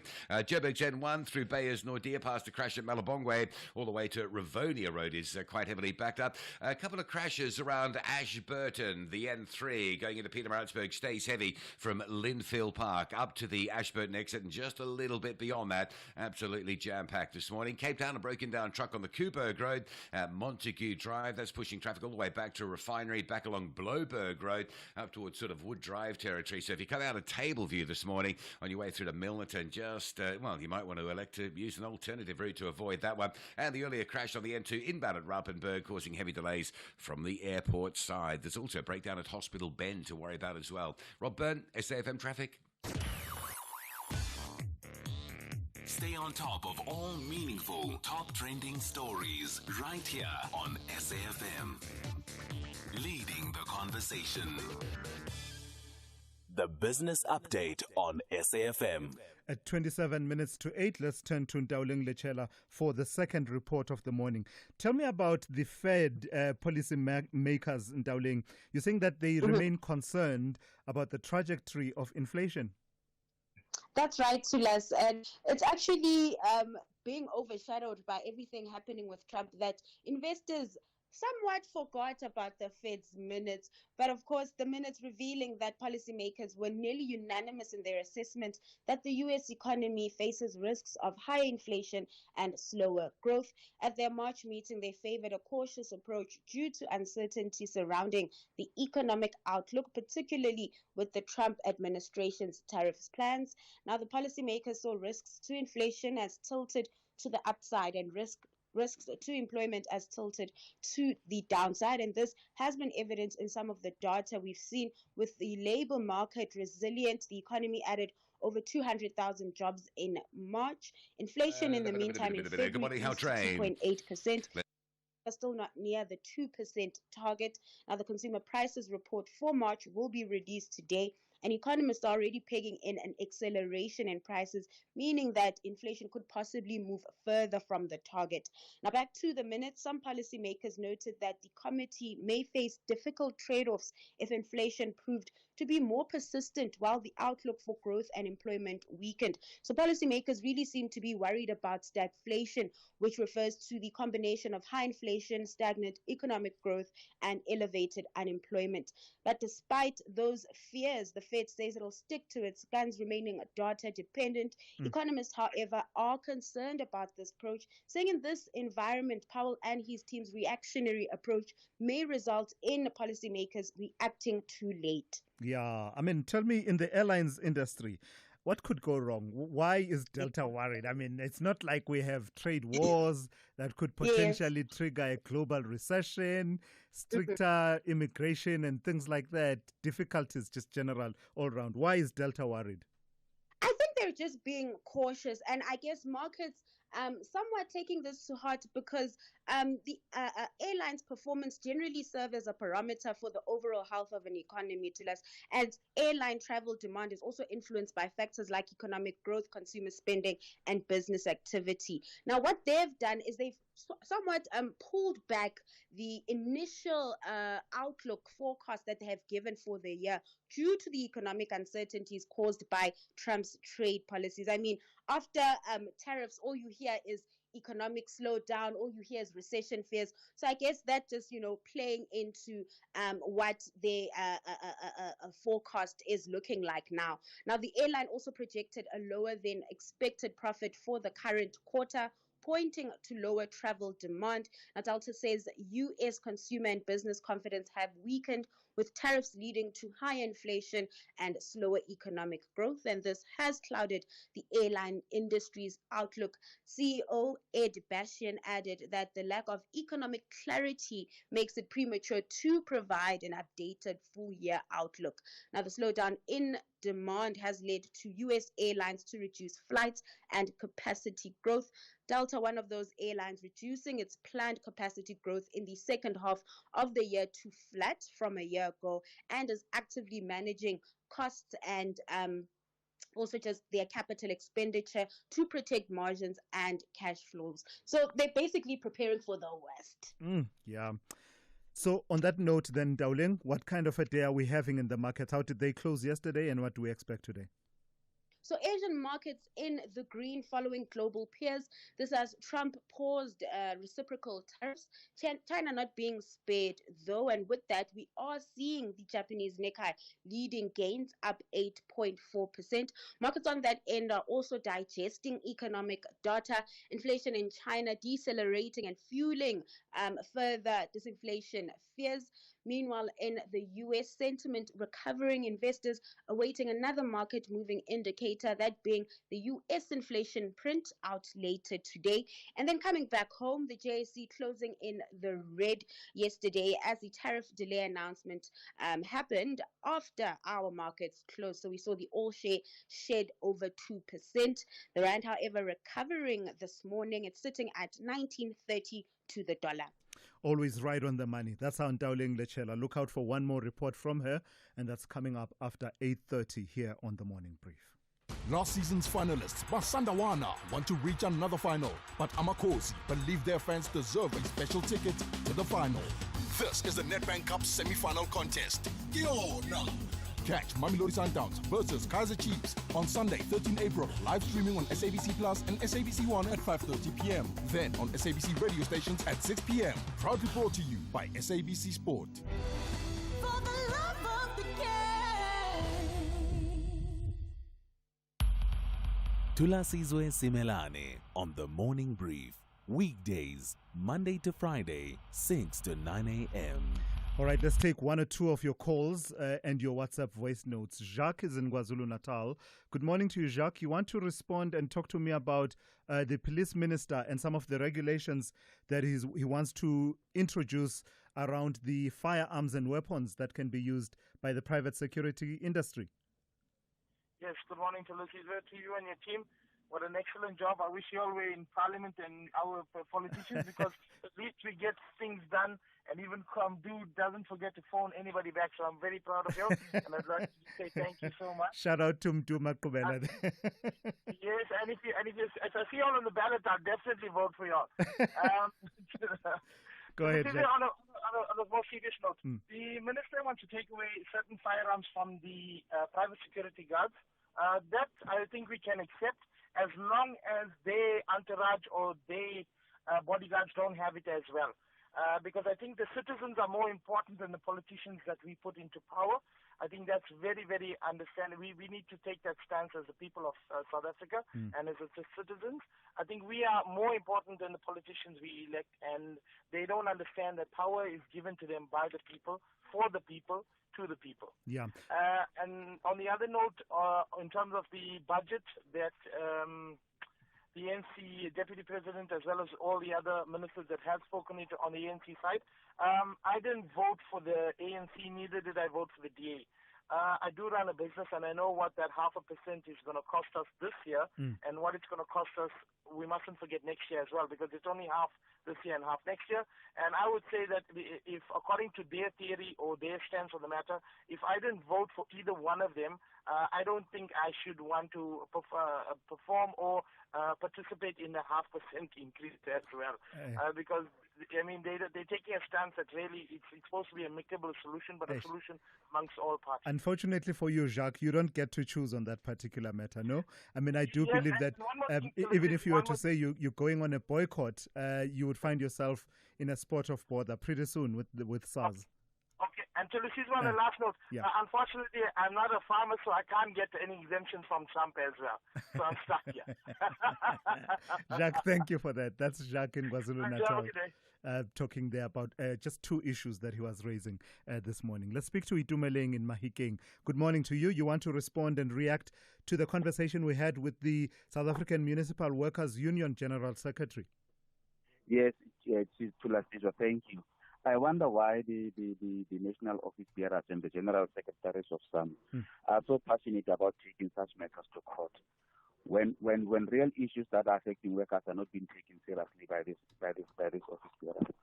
We have a serious issue. More than 3,000 members of municipal employee pension funds who are members of SAM have been running to the same office seeking their intervention, because that pension fund, which is worth about 26 billion rand, has been captured by the Akani at fund administrator, and those people are doing as they wish and as they like about the monies of the worker.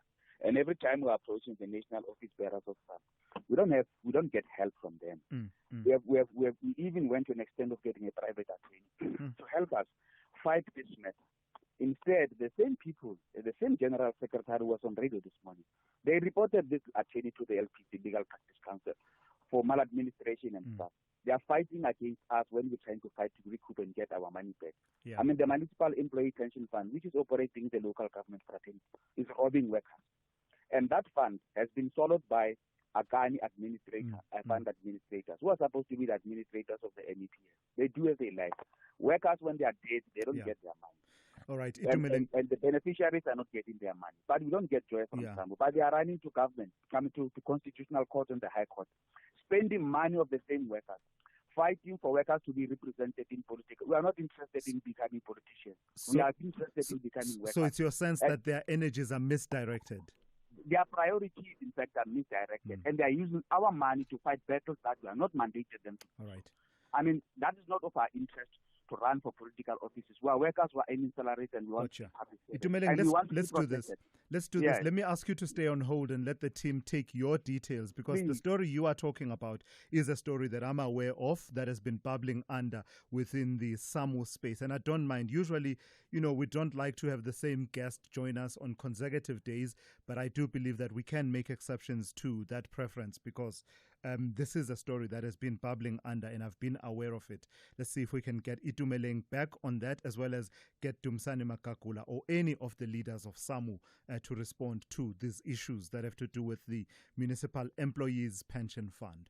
Let me take one or two of your voice notes. Earlier on, we were talking about the adequacy or otherwise of the driver training module that is known as K53. Two quick voice notes on that. Good morning, Thulasizwe. This is Ntabe Okubone Numchwalom. On the issue of driving in the K53, I also think that it is imperative that people should be also trained and tested in weather conditions, rainy weather conditions. Those things could be created, artificial ones. People must be trained because it can really be testing to drive in such conditions. So to have skilled people driving in those conditions would probably help in avoiding these accidents. Thank you. Yeah, you're absolutely spot on. That has come to the fore quite sharply, especially in light of the heavy rainfalls that we've seen in the last few months, and rain being a factor in some of the crashes that we have seen from time to time.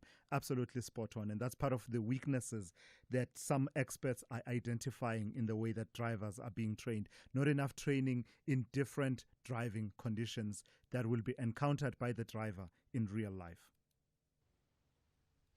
Morning, Tulas. I would argue that K53 has something to do with the high accident rate on the roads, but it's the fact that everyone is paying for their license. When I say paying, I mean paying off the cops and the driving school. I personally know people who got their license in less than 2 months without even putting the key in the ignition. Yeah. So maybe sort that problem out before having a look at the K53.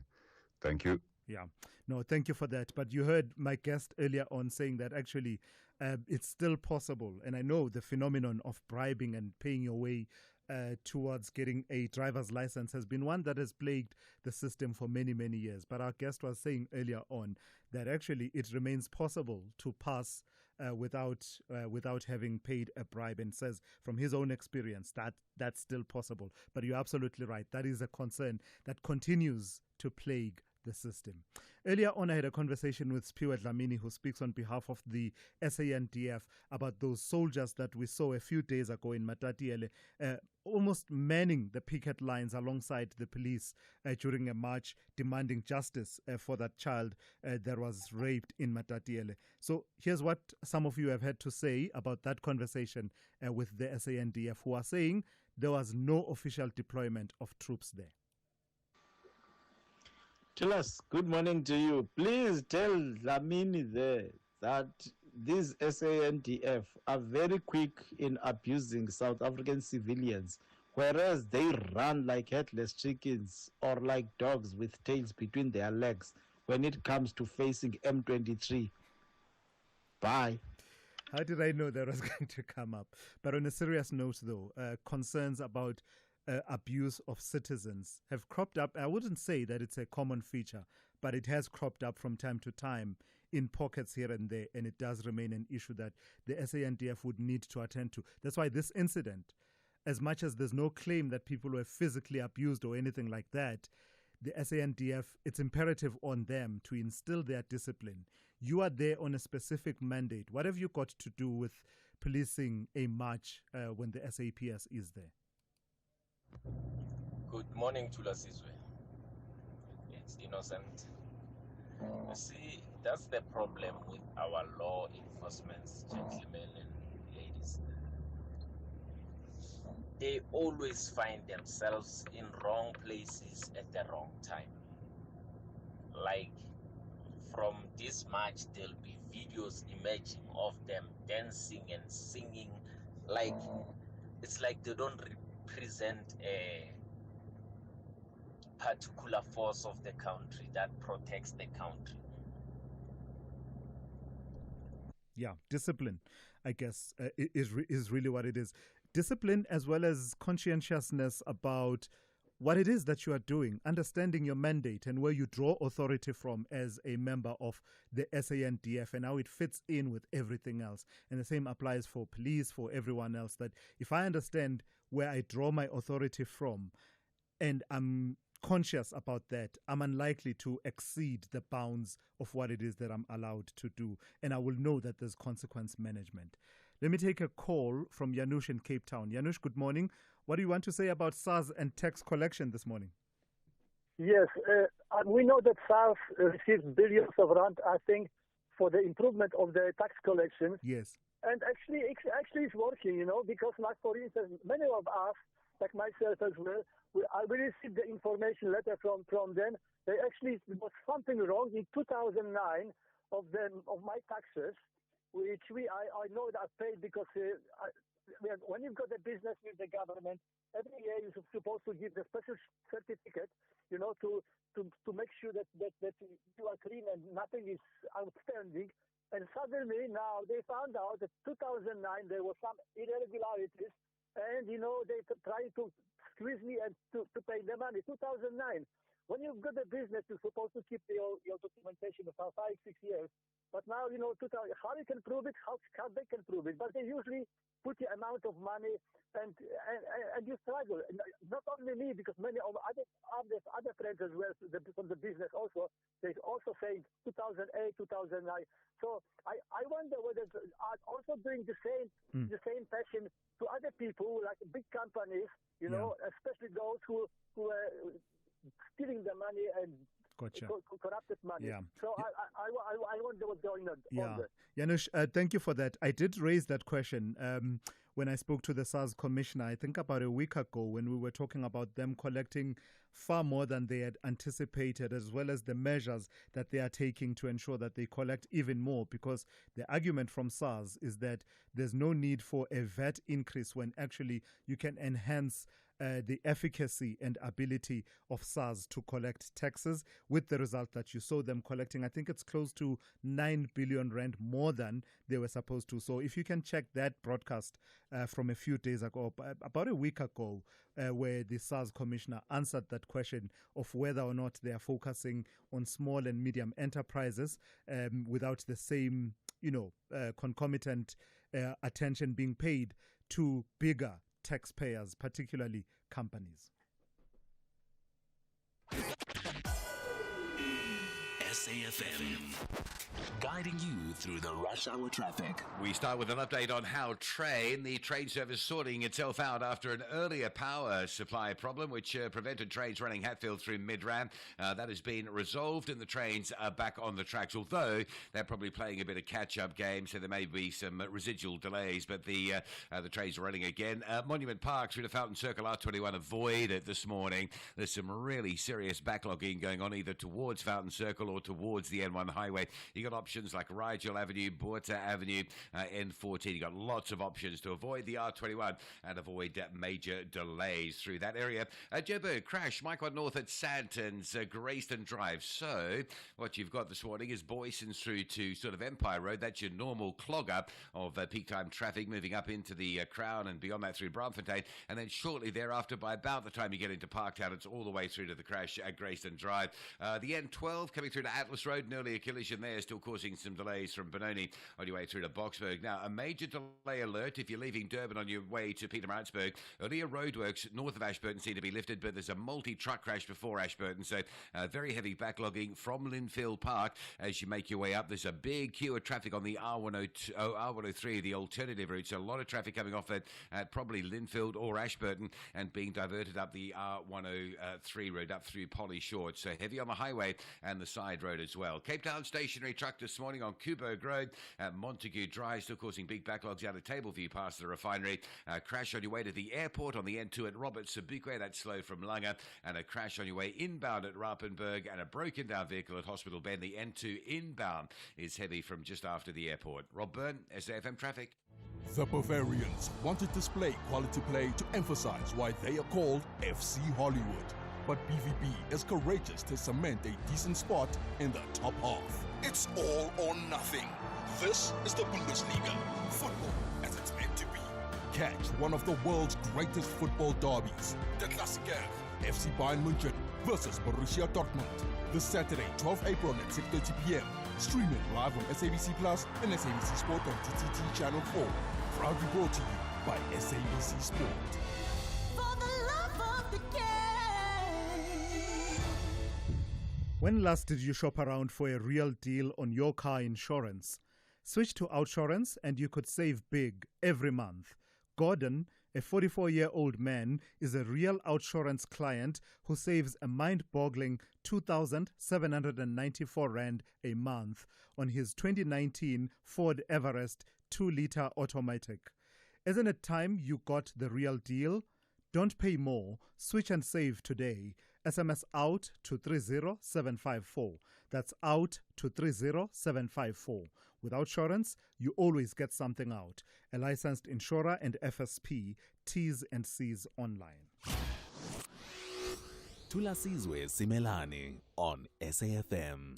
So one of the big stories that came out yesterday, an independent forensic investigation has uncovered significant failures that led to the tragic collapse of the Neo-Victoria residential building in George in the Western Cape on the 6th of May 2024. The investigation revealed systemic flaws in oversight, non-compliance with regulatory standards, and mismanagement by the National Home Builders Registration Council, NHBRC, and the project's personnel. Let's speak to Isaac Hartley, who is the acting building specialist at the National Home Builders Registration Council, NHBRC. Good morning and thank you for your time. So, in your reading, what does this report tell you about your systems? Because you are a critical cog in the compliance and regulation machinery that ensures that each and every structure that is built as a home is safe. But it would seem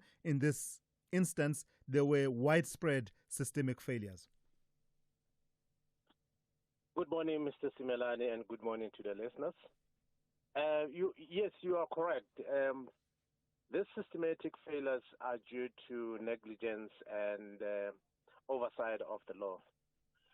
As the minister has said, the law can only work when it's enforced. And in this case, we have our builder who is registered with us who did not follow the correct processes in terms of following what is required in terms of the building law, in terms of the NHBRC Act, and in terms of the procedures that needed to be followed.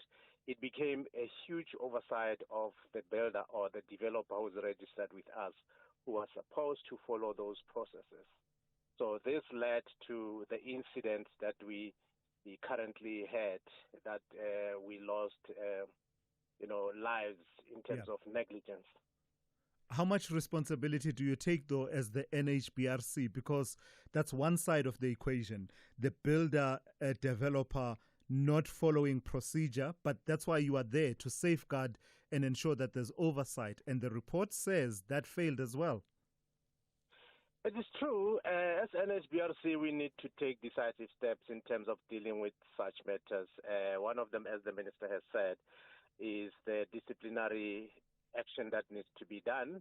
and also look into the criminality in terms of the processes of averting the building law, of which this covers multi-spheres of government in terms of the building law.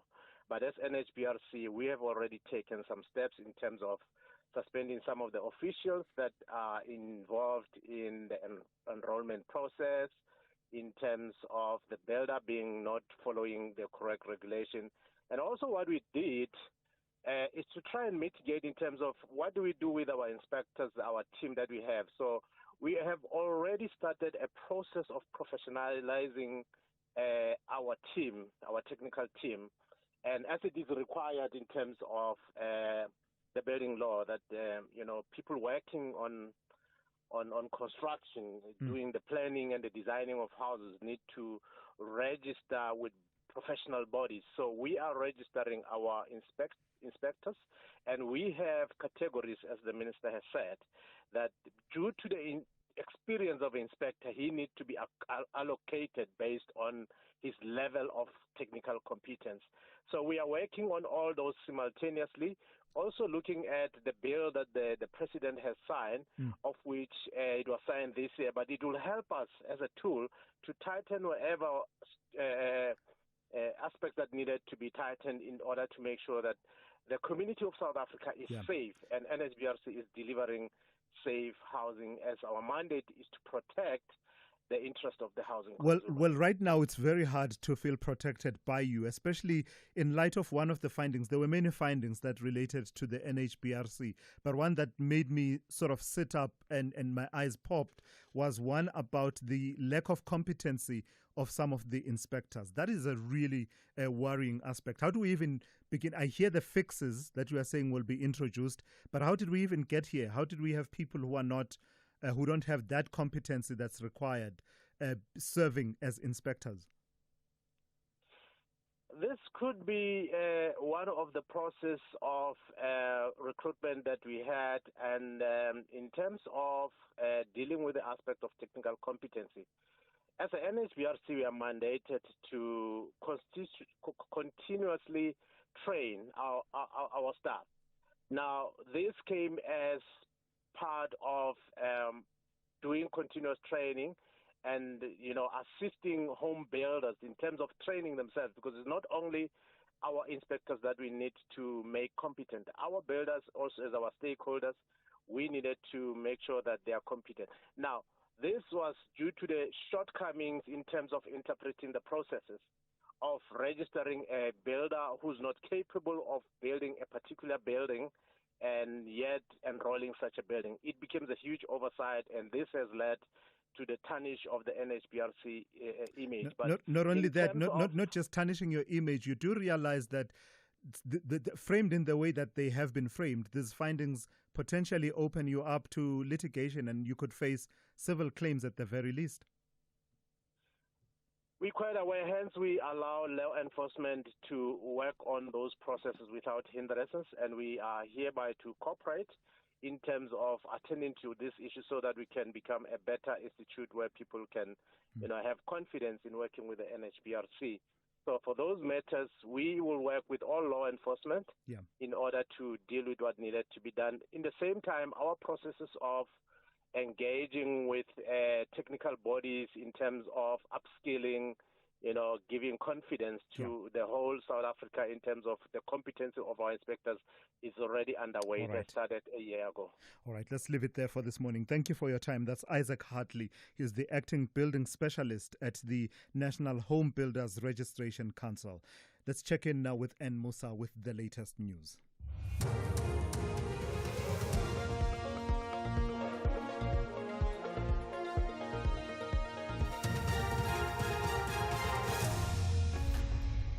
In our top stories, 3 suspected robbers killed in Soshanguve, and AfriForum demands apology to Bergview College principal. Good morning. 3 suspected robbers have been killed and 8 others arrested on Soutpan Road in Soshanguve, north of Pretoria. Police say the suspects blocked a cash van and robbed it of an undisclosed amount of cash. As they fled the scene, police responded and a shooting ensued. Gauteng Police spokesperson Dimakatso Nebuhulwi. During the shootout, 3 of the suspects were killed and 5 plus 3 injured suspects were arrested, while 2 of the members sustained gunshot wounds and were admitted at a hospital for medical treatment. 1 male bystander was also caught in the crossfire and was fatally wounded. The police further seized 4 vehicles which are believed to have been used in the commission of crime, and they further recovered 4 rifles belonging to the suspects. Gauteng Roads and Transport MEC Kiribone Diale Tlabela intends to invoke the National Land Transport Act as a measure to deal with escalating taxi violence incidents. Section 91 of the Act empowers the MEC to suspend taxi operations through closing the ranks or routes or revoking or amending operating licenses. This follows a fatal shooting of 3 officials from Soweto taxi group Wata in Mufulo on Monday. Last month alone, 11 taxi operators were gunned down in Katlehong on Gauteng's East Rand. The MEC will hold a media briefing and a prayer session in Dube, Soweto this morning. She says those behind the Soweto killings must be apprehended. That somebody must be arrested, and that somebody must be known. And that's why we're calling all associations to come on board, including all these males in the industry, to say enough is enough, we've had it enough, there is no solution. Lobby group AfriForum has called on Police Minister Senzo Mchunu to issue a public apology to the principal of Bergview College in the Eastern Cape. AfriForum's private prosecution unit is representing the principal, who they say was wrongfully mentioned as being a suspect in the rape of a 7-year-old girl from the school. The group accused Mchunu of making false allegations against the principal and not correcting information in the public sphere on details of the investigation into the rape. AfriForum spokesperson Barry Bateman says they'll be assisting the principal to file charges for defamation against the minister. We issued a statement a week ago on the Saturday saying that Mr. Peterson, which is fact, Mr. Peterson was never a suspect in the matter. He was never regarded as such, and he had cooperated with the police entirely. The minister, 4 hours later, issued a statement saying the opposite, that in fact Mr. Peterson was a suspect. He left that linger for the entire week as the entire country speculated on this fictitious claim that he was a suspect. It has destroyed the man's life. It has damaged the schooling community. And this could have been stopped if the minister had simply told the truth and set the record straight. But he didn't, and there must be consequences for that. Deputy Minister of Water and Sanitation David Mahlobo says they'll continue to monitor water levels at the Vaal Dam amid expectations of more rain in the catchment area. The Water and Sanitation Department increased water release downstream of the Vaal River at Bloemhof Dam to 3,000 cubic meters per second to manage dam levels, which are already at 116.5%. Mahlobo visited the Vaal Dam and has advised those residing in the dam's vicinity to follow the directives of authorities, including when evacuations are ordered. That's why the clarion call by the minister that let's work together. When there are evacuation calls, issues of taking precaution, whether to cross rivers, cross bridges, is very, very important. And it's more of a control system. But those who are staying within the Vaal system, they must know there are other small rivers as the water is coming from all over. In as much as they might not be a controlled water release here, they might actually get flooded if they don't respond. But many of the communities are responding well. It will then affect the province of Free State, especially Ngwate municipalities in the northwest. And finally, emergency workers in the Dominican Republic are starting to shift from a rescue operation to one of recovery. 2 days after the roof of a music venue collapsed during a concert, 184 bodies have been recovered from the ruins of the Jet Set Club. The building's roof collapsed in the early hours of Tuesday. The cause is unclear. United Nations spokesperson Stefan Dujarric spoke about the tragedy at a news conference. The Secretary General expresses his heartfelt condolences to the families of the victims and the people and the government of the Dominican Republic. The United Nations is supporting the authorities' response and is ready to provide further assistance. Recapping the top story, 3 suspected robbers have been killed and 8 others arrested on Soutpan Road in Shoshanguve in Pretoria. Police say the suspects blocked a cash van on the road and robbed it of an undisclosed amount of cash. For SAFM News, I am Anne Musa. SAFM, guiding you through the rush hour traffic. Just a reminder, the R21 is extremely heavily backed up going in and out of Pretoria this morning. Monument Park through to Fountains Valley. Just stay off it. You've got Rigel Avenue, which is a bit congested as an alternative. You've got Buerta Avenue, which looks good. And you've also got the N14. You've got plenty of options just to avoid sort of Monument Park through to Fountain Circle. It really is not something you want to get mixed up in there. Super heavy. Mike 1 running north, a crash at Greyston. That's basically joining up the morning queue from Boysons through to Parktown. That's where you'll sit. That's normal congestion. As soon as you sort of emerge out of that backlog, you're straight into the thick stuff to the crash at Greyston Drive. Major delays on your way to Pietermaritzburg, multi-truck crash at Ashburton. The N3 heavily backed from Linfield Park. The R103 Polly Shorts option pretty heavily delayed, as well as your alternative routing.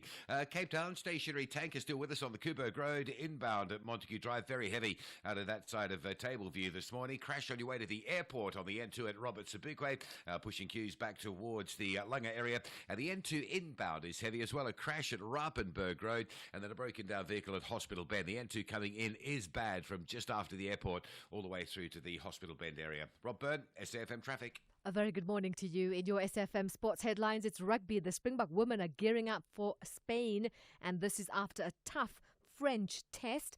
And in South African football, hits the highest point in African club football to date. We'll unpack this and more just before 8:30.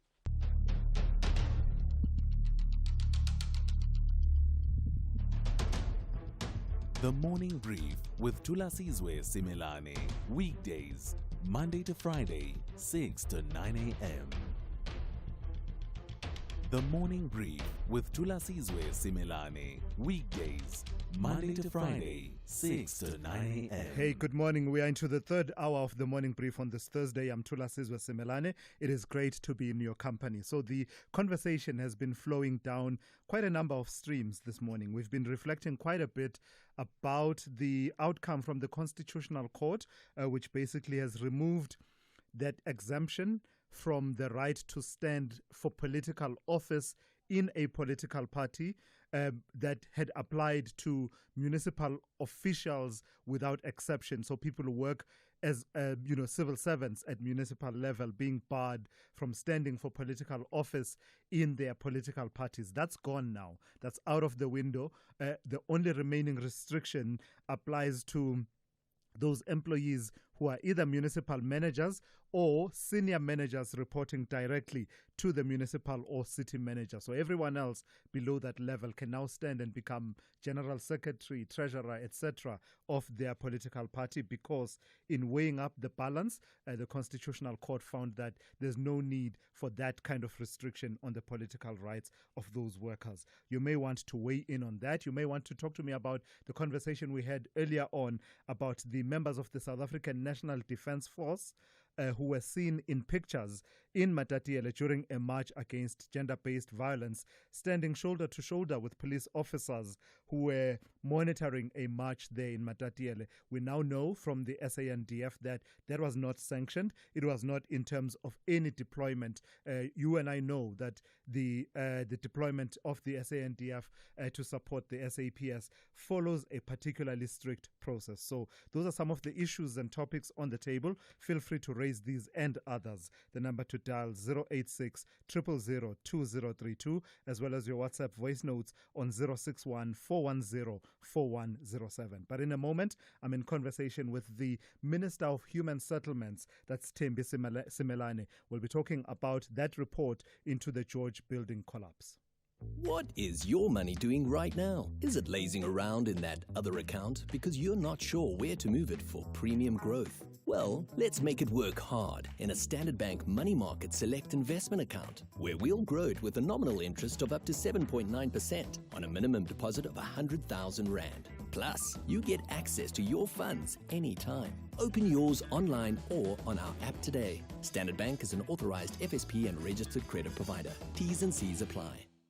Last season's finalists, Basandawana, want to reach another final, but Amakosi believe their fans deserve a special ticket to the final. This is the Nedbank Cup semi-final contest. Kiona. Catch Mamelodi Sundowns versus Kaizer Chiefs on Sunday, 13 April, live streaming on SABC Plus and SABC One at 5:30 p.m. Then on SABC radio stations at 6 p.m. Proudly brought to you by SABC Sport. For the love of the game.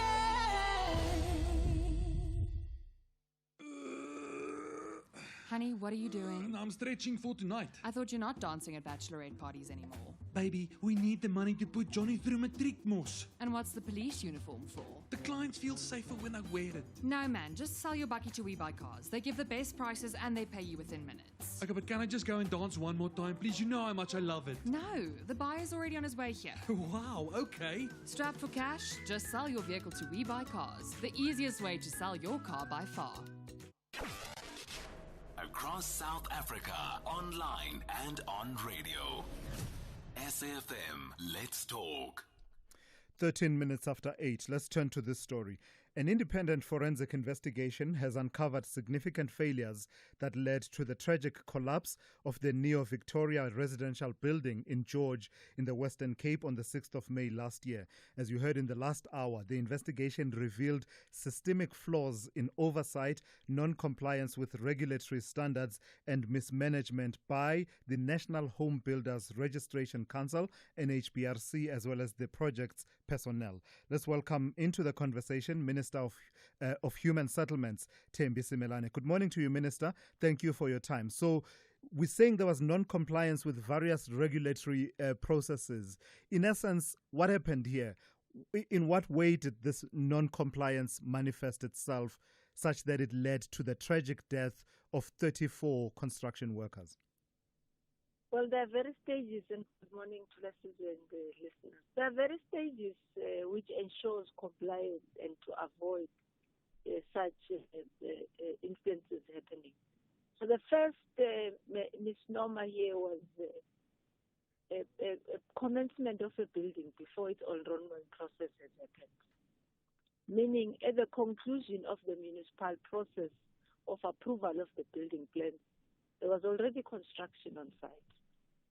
So they started construction jointly with NHBRC employees using preliminary information which has not yet been finalized by the municipality to start constructing a building.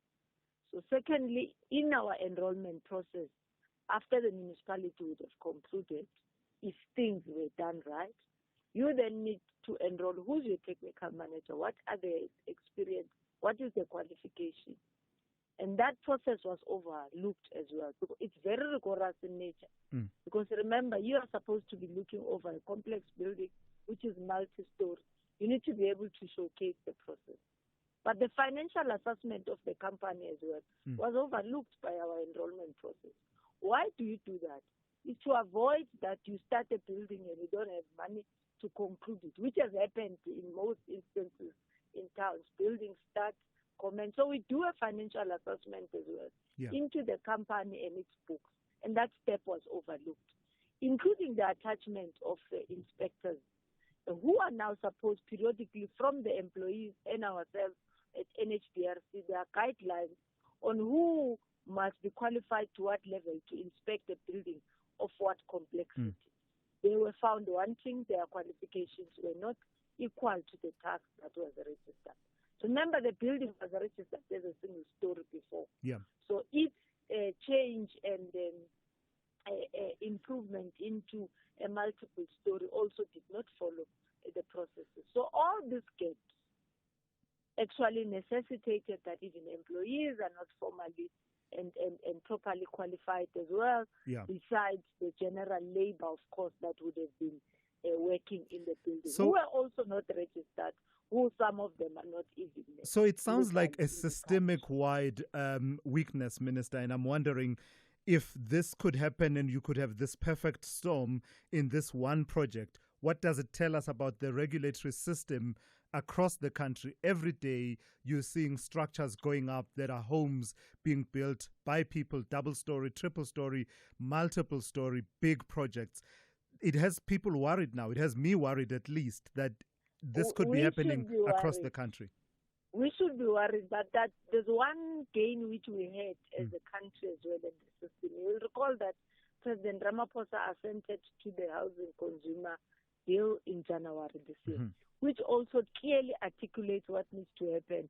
It gives the responsibility both to the contractor and the owner of the company, who's a developer in this instance, of which in the company of the George building, quite a lot was not taken into consideration. Unfortunately, with the permission or with the participation of some of our employees at NHBRC. Is this wide scale?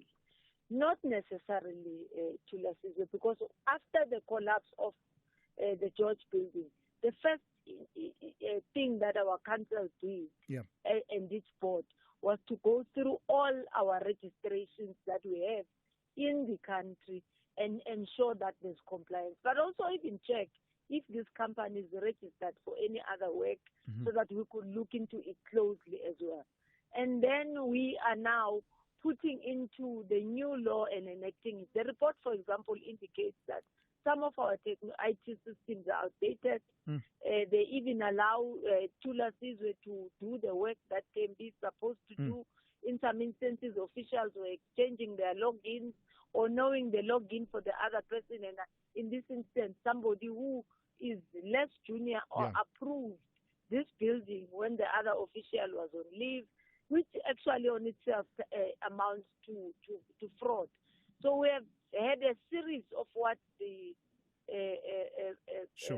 investigation should be about and consequence management should be about, including the company. You take me to that point. What consequence management, let alone what criminal processes may follow? I mean, I hear you mention issues that may have implications such as fraud, for example, potential investigations there. But in terms of consequence management within your own authority and scope, what consequence management will follow? So 5 of our officials in our NHBRC that did not handle the file of the George building correctly, and some of these inefficiencies that I've calculated or we spoke about now, they were directly involved into them. They are already on suspension and disciplinary processes by NHBRC board are underway, including the CEO, whose job is to oversee on a day-to-day basis the proper running and enrollment of buildings anywhere else in the country by NHBRC. But also the report indicates, and the board report indicates, unhappiness at the time that the building was reported and the steps that should have been taken in ensuring that preliminary investigations are done and site is well taken care of. The board was not happy about the response and the pace in which the CEO now having to oversee the overall. He's also undergoing, is currently on suspension. We have referred 3 of our officials out of these 5 for criminal investigation. And this does not stop law enforcement agencies to even look beyond on what we have seen, because we are transferring the entire report to the DDM champion, who happens to be Minister Mackenzie in this instance, and also to Public Works, Department of Labor and law enforcement agencies, to ensure that they also comb through the work that we have done with regards to the developer and the construction company that Public Works must do, labor with regard to the registration of the employees and the workers that they are supposed to do, and then the law enforcement agencies to overlook. I mean, 34 people died. Somebody must take responsibility, either for attempted murder or culpable homicide. It could only be the investigation of the police that could determine that. But we also are of the view that it's just not a coincidence, Thulasizwe, that the municipality doesn't do its part, but somehow some pieces of information are found at NHBRC and they're equally approved. The building is just a stone throw from the municipality. It's meters away from the municipality. So somebody should have seen that this building is not approved. This building is not according to, but nobody raised an alarm. Even the inspectors as all the scaffoldings were going up, Exactly. The scaffoldings were going up before the collapse. So in essence, this could have been avoided also if inspection did its part as well, and Right. the building could have been stopped. Minister, let me take advantage of the fact that I have you on the line and ask you to clear the air on some of the recent allegations reported in News 24 about a company called Vitrovian. It's the latest allegation, of course, leveled at you, and I think it's only fair that we afford you the platform to address those allegations. This company, Vitrovian, was a contractor at Eskom, according to the reporting of News 24, and you worked for them. They inflated their invoices, is the allegation, and you were party to that. So address that allegation. Were you party to the inflation of invoices submitted by Vitrovian to Eskom? No, I was not party. I actually have now the report at the request that I made, the Bowman report. There's not even a sentence that includes my name. I worked for this company, Thulasizwe, for 5 months. From I think it's October about 7 to months, yeah? April. Thereabout. 7 months, Yeah. yes, yeah. For 7 months, from October to April 2012. At the time, I had 20 employees under my care, and they were existing in all the site offices that were supposed to do community liaison. There were reasons why my stay was short stint in terms of how the board was operating. And I placed a resignation. I was never part. In fact, the report itself indicates that the owners of the company, even for the work that I did, claim more under my name. It's very interesting that News 24 knows that, and they don't write about it. Say a bit more about that. So you're saying the owners of the company claimed more under your name, so under my name, without your knowledge? Without my knowledge, money that they've never paid to me, close to around 600,000. Right. And News 24 is aware of that, but they don't write it conveniently. And you're saying this is contained in the Bowman report that you now... Report. In the Bowman report, it is contained. So when and my name is not there. There are 4 people who are supposed to be held accountable by the SIU. I've never been investigated. I've never been interviewed, even by Bowman. The reason why I requested the Bowman report was precisely because of the News 24 article. I was not even aware that there was an investigation. That was done by Bowman from 2021 to around 2024. If I was a person of interest, they were not going to not interview me, seek for information. Yes, I earned a salary for the 7 months that I worked. I resigned. I left that company. What were the reasons you resigned? Yeah. Well, I wasn't happy. You're saying there were some things that you were seeing. What were these things you were seeing? The board was not sitting consistently in terms of and addressing the issues that it was supposed to address. I see. And issues of governance are important at that level. Yes, that's the issues of governance. So at what point did you become aware of these issues of governance? Did they relate to the contract at Eskom, for example? The board is supposed to sit on a quarterly basis, and I worked for 2 quarters where there wasn't such meetings, and I became uncomfortable and left.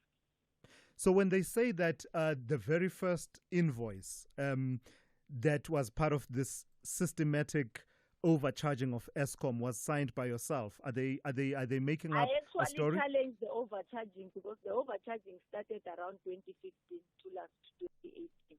It's actually recorded even in the report. But let me address it as well. It did not happen in my time. The reason why I signed only 1 invoice, I was the project director at the time, and the finance manager was hired the following month in November. So there were invoices which were signed in November 2011 right up to 2018 by this company, even at the time where I was no longer there. So when you were signing this invoice, you're saying that there was no overcharging at that point? There was no overcharging, and the employees, which I listed and named to News 24, who were under my care. All right. So when the DA says they will be laying charges against you, are you not losing any sleep over that? And also overall... No, I'm waiting for those charges. I'm waiting. You can ask them what is the case number. Maybe I must volunteer myself to the police station now, where they'll be laying those charges. Because they have been saying they're laying charges. There are no charges that have been laid. But as I indicate, I now have the report. I've read it. Not even my name is there. All right. I've got to thank you for your time and also for addressing that matter. That's the Minister of Human Settlements, Thulasizwe Simelane, there, talking initially about the findings of that investigation into the George building collapse, but also taking the time to address some of the allegations that have been published recently about her. Whether it is a CCMA referral, problems with a mechanic, or unfair blacklisting, Clientele legal plans are affordable, and you receive up to 670,000 rands worth of legal services per year. We cover civil, criminal, and labor-related matters. Our legal team will be your support 24 hours a day. SMS SAFM to 32195. That's SAFM to 32195. Clientele General is an authorized FSP and a licensed non-life insurer. T's and C's online. Standard rates apply. This is SAFM Sport with Zai Khan. Back in the studio is Zai for another update. Zai, tell me about the Springbok women. They're gearing up for Spain, and this is after this test that they faced against the French. Yes, they look like they are locked and loaded. Yeah. I love that phrase. Locked and yeah, loaded. they're getting into full spring mode. I think they'll be blooming just in time for Spain. So let's look forward to seeing them, channeling that World Cup flavor from the Springboks themselves. And this is the women's rugby team stepping up their World Cup preparations. Assistant coach Lauren Johannes Hopp says the squad held their own despite France being mid-Six Nations champions. South Africa will face the England under-20 side and the under-23 teams in training before taking on Spain in a one-off test match this weekend. And Alicante, the coaching staff are using every opportunity to build depth and intensity. Here's the Springbok women's assistant coach Lauren Johannes Hopp. The nice part is we could give everybody a fair go against a top-ranked team, and although it was training, it was also a benchmark for us to really see where we are compared to the teams on the international stage and the teams that's playing Six Nations currently. So that was really special for us. We got a lot of learnings out of it. So now we just go and review and then get better from there. For the first time since South Africa's return to international in football 1992, 3 out of 4 teams that enter the CAF Inter-Club competitions this season have reached the semi-finals. Orlando Pirates head coach Jose Rivero says this means a lot for South African football. They told me just now that Stellenbosch is in the next round, which is a huge achievement for them as well, and it's something to congratulate them, and it's a very good news for the league. I think it shows how competitive this league is, how difficult it is, and how good these 3 teams are doing right now. No, we don't have a spirit of unity. We have a spirit of unity with ourselves, and we have enough. But again, at the same time, I'm happy to, and I'm not just trying to be nice. I think we're representing the country, we're representing the PSL, and we are doing it in a magnificent way. And we have to be happy to find the 3 teams in the last stages of the competition is a huge achievement, trust me. But again, we are competitors when we have to be, and we also, I think we have, all of us, I guess for them is the same, the capacity to understand that this is a very good news for the South African football. It's going to be SA versus Egypt in the Champions League in the last 4 games, with the Pirates hosting Pyramids, Sundowns playing against the defending champions Al Ahly, and Stellies will travel to Tanzanian side to face Fadlu David Simba SC. Now let's move to the other story, which is swimming, and we've got Peter Coetzee carrying the opening day of the South African Championships, delivering the only World Championship qualifying times. Coetzee dipped under the 53.94 second 100-meter backstroke criterion for automatic entry to the global showpiece in Singapore from July to August. And finally, we also have news of EFC matchmaker Graham Cartmel believing the timing couldn't be better to unearth a strawweight candidate in the women's division. Rebecca Amongi and Kaylee Niedermeyer will offer the federation a chance to do just that when they face off tonight at the Johannesburg Arena. Yeah, I'd like it to be, for sure. Short answer, absolutely. Ultimately, both of them are incredible athletes. I'm very, very stoked that we got this matchup because I think it's the right type of matchup. And we do need a contender. We need a strawweight contender. In getting a fight for Mandolino, I went around the world and spoke to all the managers that we deal with, and a lot of them started yielding some incredible strawweight talent. So it just further makes us want to get a strawweight title going, have the number one contenders going, and I think this is the perfect fight to do that. Well, it's been a full contact kind of morning. We'll have more sport with John Hedeker. That's around 12:30. I'm Zai Khan. Good morning, I'm Anne Musa. On the headlines, 3 suspected robbers have been killed and 8 others arrested on Soutpan Road in Shoshanguve, north of Pretoria. Police say the suspects blocked a cash van on the road and robbed it of an undisclosed amount of cash. The lawyer representing accused number 2, Stevino van Ryn, in the Jocelyn Smith disappearance case in the High Court at Saldanha Bay on the West Coast is expected to continue with the cross-examination of a police officer today.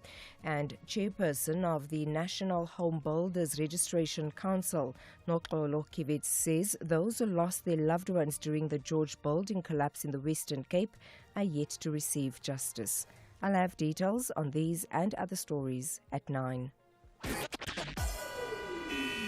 SAFM, guiding you through the rush hour traffic. Still very heavy through Joburg on the Mike 1 this morning. Got the usual queues, Boyson's through to Parktown, and then you hit Waller traffic from sort of Houghton Drive all the way to a crash at Grayston Drive. If you're on your way through Joburg up to Santon, there is plenty of traffic to work through. R21 at Monument Park through Fountain Circle. Trying to avoid that on your way to Pretoria. You'll be seriously inconvenienced. Come off at Rigel, come off at Boort Avenue, come off at the N14. You've got a ton of options to get you into sort of that central Pretoria area, bypassing the R21. That's a massive queue. Durban, N2 going north. Queues Commercial Highway up to Gateway. That looks heavy. And then from Gateway, all lanes are currently blocked up at Sabaya. So there's a really heavy delay on that section of the N2. 2 queues on your way to the airport, and one of those up to Sabaya.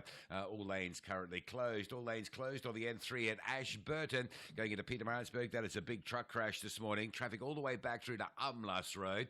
You can imagine the spillover onto the R103, the Polly Shorts route, as motorists stuck up that way pretty heavily backed as well. N3 closed. Big queues. R103 heavy with diversions. Cape Town taking forever to clear a crash on the N2 inbound at Rapenburg Road. Also broken down vehicle at Hospital Bend still there. The N2 inbound from the airport stays heavily backed up. A lot of traffic on the N1 as well, from Belleville through to Sable Road, and then passing sort of Century City all the way to the elevated freeway. Very busy. And a crash heading out of town on the N1 at Okavango Road. Just while I'm here, I just want to tell you, very heavy traffic. Main Road, South Peninsula, both ways this morning into Cork Bay. Rob Byrne, SAFM Traffic. Who says talking never solves anything? SAFM, leading the conversations that move us. The Business Update on SAFM. Let's say good morning to Ndauling Lechela with the third update of the morning. Ndauling, it's a good time to be at the Purple Group. Talk to me about their half-year profits. You're saying that they've tripled. That's right, Thulas. Now, the group has reported its strongest half-year performance, with earnings, of course, tripling. The financial services group saw revenue increase 26% to 238 million rands, driven by growth in its Easy Group portfolio, which includes Easy Equities, Easy Properties, and Easy Crypto. Now, active retail clients grew 8.2% to just over 1 million. So they have about 1 million people on their platforms. The company's upbeat performance was also highlighted by a record 1.4 billion rands in deposits in February, exceeding the previous record of 1.3 billion last August. Now, the company's CEO, Charles Savage, said that while the macro environment is easing, ongoing uncertainty around global trade tactics continues to influence market sentiment. Despite this, Savage is positive, saying the group has demonstrated its scalable business model, adding about 93 million rands in revenue and only 22 million rands in costs over the past 2 years. And this has positioned the group well for future growth and in the financial services industry.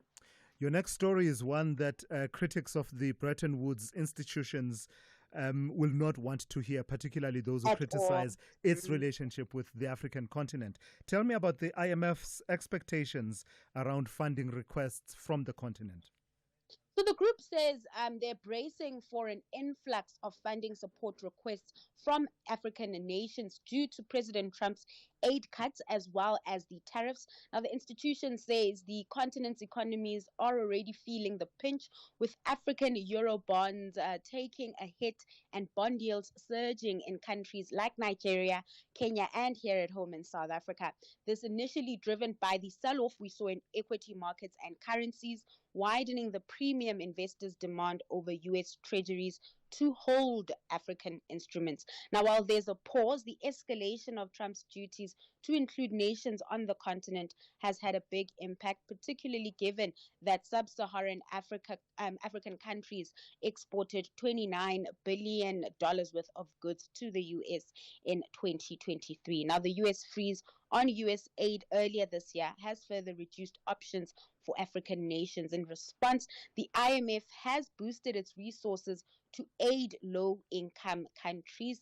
The institution's director of the African Department, Abebe Amero Salesi, is urging African nations to develop strategies to offset these challenges and also become more self-reliant. Right. So, Ntauleng, the markets have been yo-yoing a bit, red, green, even at the slightest indication that there was talk of a possible tariff deal. What kind of a day can we expect this Thursday?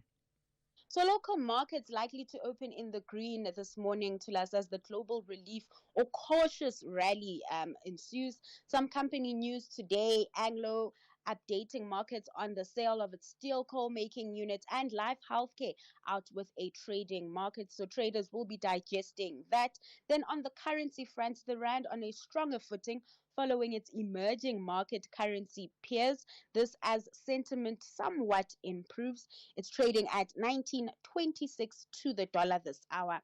Then over in Wall Street, focus shifts to consumer prices following the Fed's warning of higher inflation. Markets will have a close eye on the US CPI print out later today. Ahead of that, futures are in negative territory, further showing that markets remain volatile.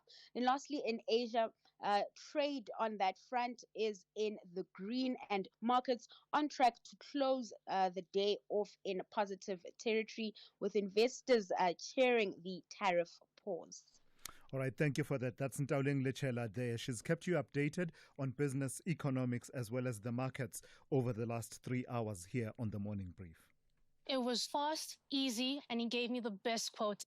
My savings is 644 Rand. Come join our insurance and save some money. Nice one, Lebo. Saving 644 Rand a month on your 2019 Mazda CX-3 would also make you so happy you might drop a beat. Outsurance clients know what it feels like to be on the winning side. SMS out to 30754. That's out to 30754. Switch and save today.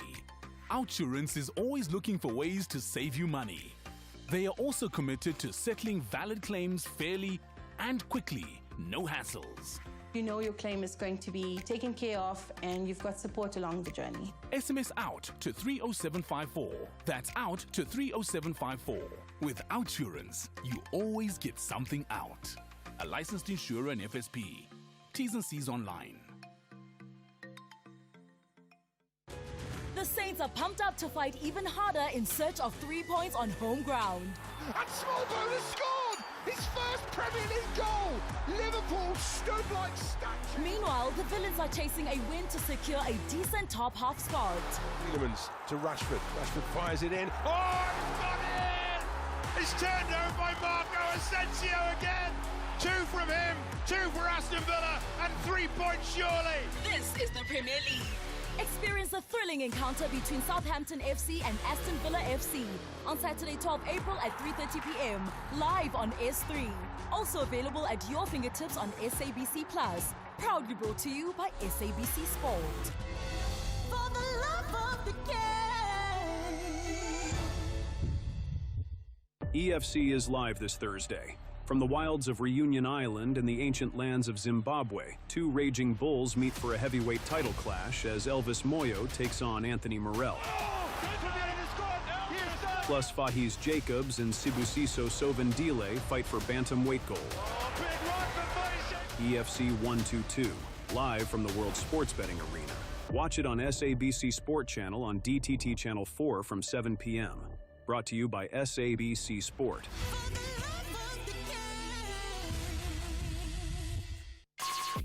Call Thulasizwe now. 086 000 2032. Temba in Protea Glen has done exactly that. Talk to me, Temba. Good morning to you. You want to talk about the situation involving BRT buses in your area this morning? Not even this morning. For the past week. What's happening?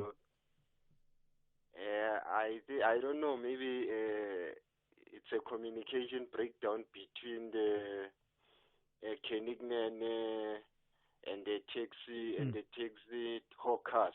To me, these are not taxi. It's not a taxi industry. Are taxi hawkers. These hawkers from taxis. They are preventing. They've prevented actually the BRT buses from ferrying people from Thokoza to their destination.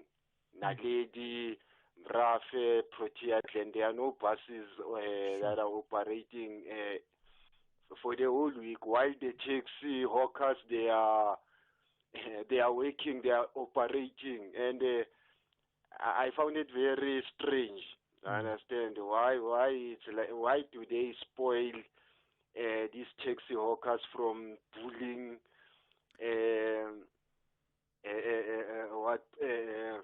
the people who are using BRT buses? I understand it's very unfair. I understand, and if our government is so quiet. So I don't know what's going on. Sure. Have you heard anything? Not at all, Temba, but thank you for flagging it. When you say that what those you call taxi hawkers, because it sounds to me like you insist on using that phrase. When you're saying that they are stopping the BRT from operating, how exactly are they doing that? They used to. They will stand in the street corners there by Shawela. The group of taxi owners and the taxi drivers. Understand? They never allowed BRT buses from passing from ferrying people from Thokoza. So that group of people when they are there. Yeah.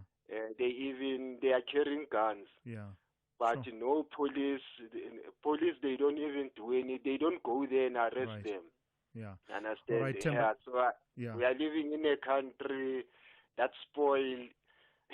That spoiled criminals. Criminals in South Africa they are in a comfort zone. Sure. So we cannot call taxi industry an industry. We are. No, it's an insult to industries that are that are respecting the law. Taxi industry, they don't respect. Temba, let's leave it there for this morning. Thank you for flagging that issue. I think we should follow through and find out what the exact situation is and as far as the bus rapid transit system operations in Soweto are concerned. Temba, they're flagging that story for us. Let's see if we can follow through on that. Let me speak to Steve in Durban. Good morning to you, Steve. You want to talk to me about SARS this morning? Yes. Morning, Thulas, with your listeners. It's Steve here. In Durban. I'm actually, when I was listening earlier on, I heard that you said you brought the SARS Commissioner, Edward, on your show. Yes. Not listening. Steve, the line is letting us down. Please move around a little bit. Let's see if we can get it to improve. Okay. How is it now? Yeah, that's better. Please go ahead. Yes, I was saying the reason for my call is the frustration. No, Steve, the line is letting us down. I tell you what, let's try and dial you back and see if we can get you on a better line. That's Steve in Durban. But that line doesn't allow us to have a proper conversation with Steve and really get the point that he wants to make. Matebe in Middleburg, good morning to you. Please switch off your radio for me. You want to talk about the NPA and the South African Police Service? Yes, Autulan, good morning. Good morning.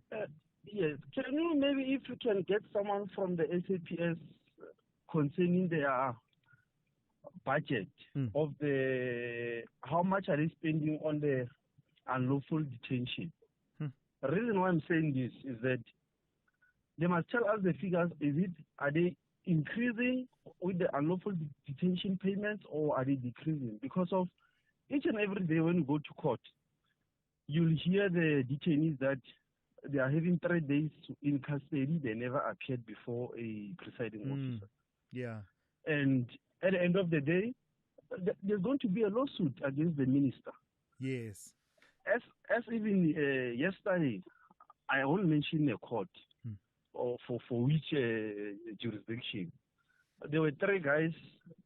They just approached me because of I'm busy with my saving articles.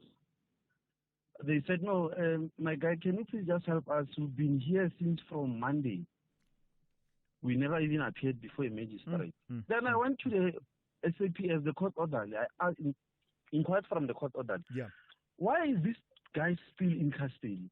Then they released them around 4:30 in the afternoon. Yeah.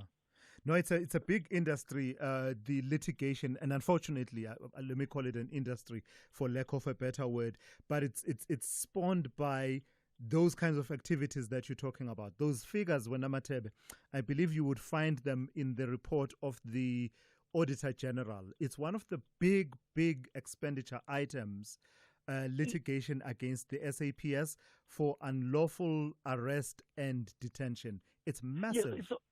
Yes, the solution is the NPA, when they have to screen the dockets before they can go to court. They must screen the dockets, whether are they proceeding the prosecution or not. Why can't they screen the dockets before they can arrest members for certain crimes? Because domestic violence, we know, there must be immediate arrest. Yeah. Armed robberies, there must be immediate arrest. But other offenses, petty crimes, why are they arresting this person immediately? No, I'm with you.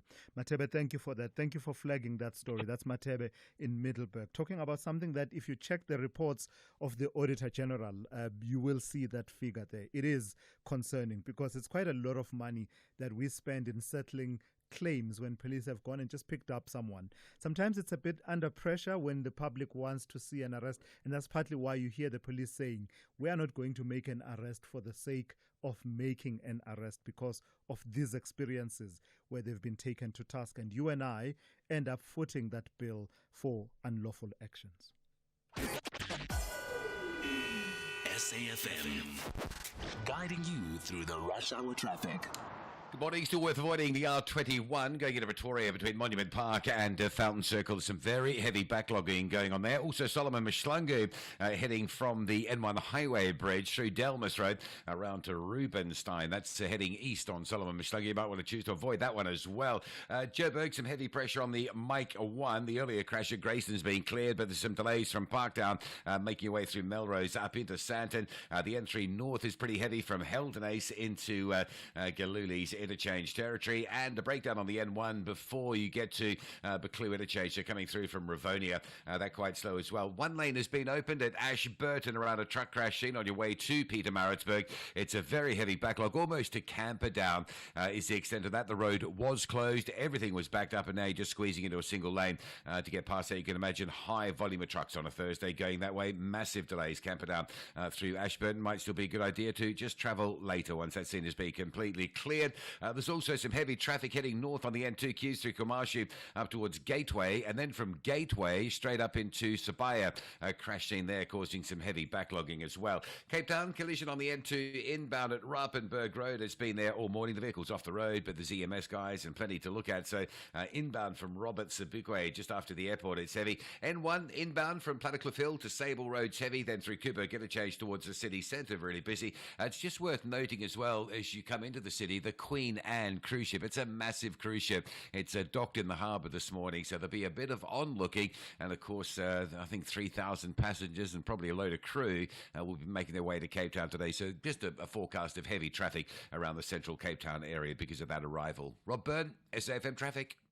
The Bavarians want to display quality play to emphasize why they are called FC Hollywood.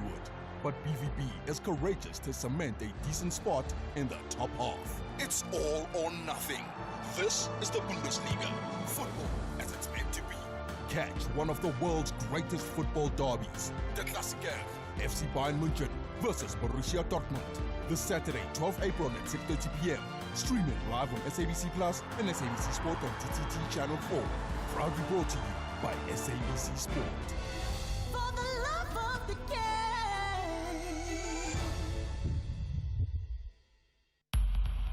Thulasizwe Simelane on the Morning Brief. Weekdays, Monday to Friday, 6 to 9 a.m. A new study conducted by Stellenbosch University highlights the escalating levels of stress and burnout among the country's teachers, underscoring the urgent need for mental health support in schools. The research, based on a nationwide survey and follow-up interviews with over 1,500 teachers, reveals that administrative burdens, excessive workloads, and a lack of emotional support are among the major contributors to teacher dissatisfaction and potential attrition. Let's speak to Dr. Helene Hofmeyr, who is one of the report's authors, also part of the project that is led by the Research and Socio-Economic Policy at Stellenbosch University. Good morning to you, Doc, and thank you for your time. What was your central line of inquiry around the working conditions and the ability to cope and perhaps possibilities of attrition of teachers? What was your central line of inquiry, and were you surprised by what you found? Morning, Thulasizwe. Thank you for having me. So this project came out of a broader project where the data shows that a number of teachers are going to retire in the next 10 years. So we're going to lose a lot of teachers. One of the things that also came out, though, was that teachers are leaving the profession before they actually retire. So we're losing teachers that we don't basically need to be losing and who we've invested in training to become teachers. So we wanted to understand what are some of the factors that are driving teachers out of the profession. I think the main finding for us from this study was really just that this assumption that teachers just teach the curriculum is very wrong. It became very clear that, we assume learners arrive at school well fed, able to concentrate, that their nervous systems are in a place where they can form new neural pathways. And our conversations with teachers just made clear that this was absolutely not the case.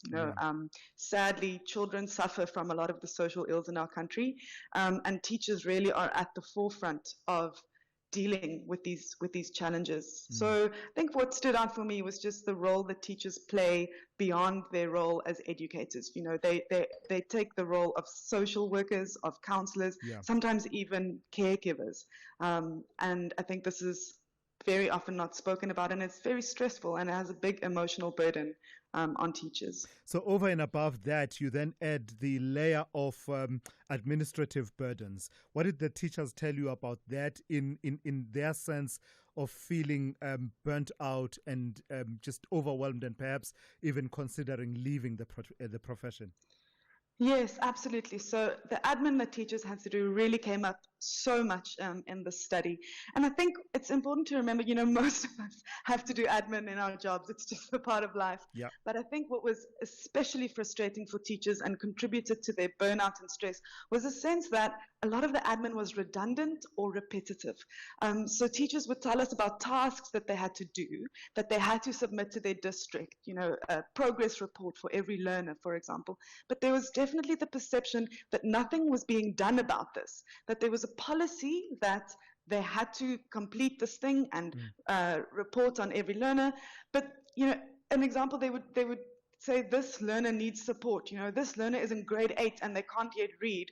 And nothing would happen. So there was a strong perception that the admin tasks they were doing were really redundant, and there was no point behind them. And I think for anyone, any work you have to do when you feel like it's just a box-ticking exercise and it's really falling on deaf ears, I think this was the major challenge. Yeah. So one of the aspects that came forward has to do with the impact of infrastructure availability versus non-availability as it plays out in the slightly better off and much better off schools versus under-resourced schools, including schools in rural communities. Talk to me about that aspect as well as what you are recommending by way of action. Right. So I think as one would expect, the working conditions in schools are extremely different, and this is what we could, pick up from our conversations with teachers. We heard of instances in, schools serving poorer communities where there was no funding from the school to even buy stationery. One teacher told us about how she had to buy pens out of her own salary just so that learners in her class could actually do the work. There was another instance of a teacher buying a printer from her own salary just so she could print the materials that she had to give the learners. So I think it's really, really shocking how badly resourced a lot of schools in our country are. And of course, the really sad part of it, that it's so unequal, that there are other schools with AstroTurfs for their learners. So, I think that came out as well. Yeah. All right, let's leave it there for this morning. Thank you for sharing those insights. And I think it's quite an important bit of work that I think everyone who has an interest, as all of us should have an interest in the well-being and education of our children, we should be paying attention to this. So do get a copy of this report and read it, as well as policymakers and decision makers should be engaging with this bit of work. That's Dr. Helene Hofmeyer there, who is one of the report's authors. She's from the project led by the Research and Socio-Economic Policy at Stellenbosch University. Call Thulasizwe now, 086 000 2032. Just enough time for me to take one or two voice notes reflecting on some of the conversations we've had this morning, including that matter around the National Home Builders Registration Council. In the team, how does an incompetent person teach me to be competent? They were just slammed for being incompetent, yet they want to teach us home builders to be competent. Make it make sense. David in Bethlehem. Thank you for that, David. Let me move on very quickly. Let me take this one, reflecting on the South African Municipal Workers Union and the conversation we had earlier on about the right of employees to stand for political office. Hey, Thulas, I'm also just wondering why SAMU is so quickly in litigating about municipal workers being politicians. We've got so many problems that are caused by SAMU in the municipalities, like where they are having deals with loan sharks and sending employees to be borrowing money. Employees are dying. One of the employees died last year when he did not get his bonus. His bonus was deducted by a loan shark under SAMU, and they're just turning a blind eye from that and focusing on other matters that are not important to the workers. Yeah. Thanks. No, it does feel like we do need to bring SAMU back and expand on those issues. The one you mentioned, I do remember, I think we touched on it last year, the borrowing practices. Lastly, very quickly, this one. Good morning, Thulas. This is Derek from Klanga. Our South African Defence Force, where were they when the riots broke out here a few years ago? Nowhere to be seen, scared, and they are sent into Africa to fight a war that is not ours to fight. Second of all, speed kills. We've got to learn to slow down on our roads and observe the 2-second rule. You cannot drive up somebody's rear because they put on brakes and you will go right into the back of them. And lastly, the minibus taxi is a major cause of accidents on our roads. They are a law unto their own, and our traffic police are too scared to tackle them. All right, I've got to thank you for that. And that's how we come to the end of today's edition of the Morning Brief. Thank you for listening and thank you for your engagement throughout the 3 hours. Stay tuned here on SAFM. The Talking Point with Kethi Motlatlana is coming up after the news.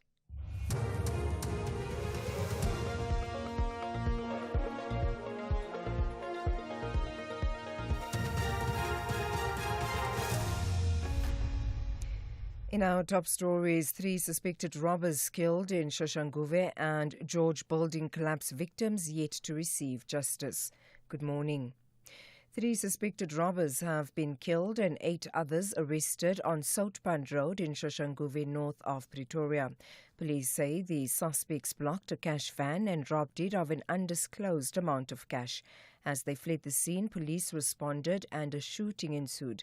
Gauteng Police spokesperson Dimakatso Nebuhulwi. During the shootout, 3 of the suspects were killed and 5 plus 3 injured suspects were arrested, while 2 of the members sustained gunshot wounds and were admitted at the hospital for medical treatment. One male bystander was also caught in the crossfire and was fatally wounded. The police further seized 4 vehicles which are believed to have been used in the commission of crime, and they further recovered 4 rifles belonging to the suspects. A 55-year-old man will appear in the Seshego Magistrates Court today in connection with the assault and killing of his girlfriend. Limpopo Police spokesperson Malisela Lidwaba says the woman's body was discovered on Monday. Preliminary investigations revealed that the suspect was a 55-year-old boyfriend of the deceased. A massive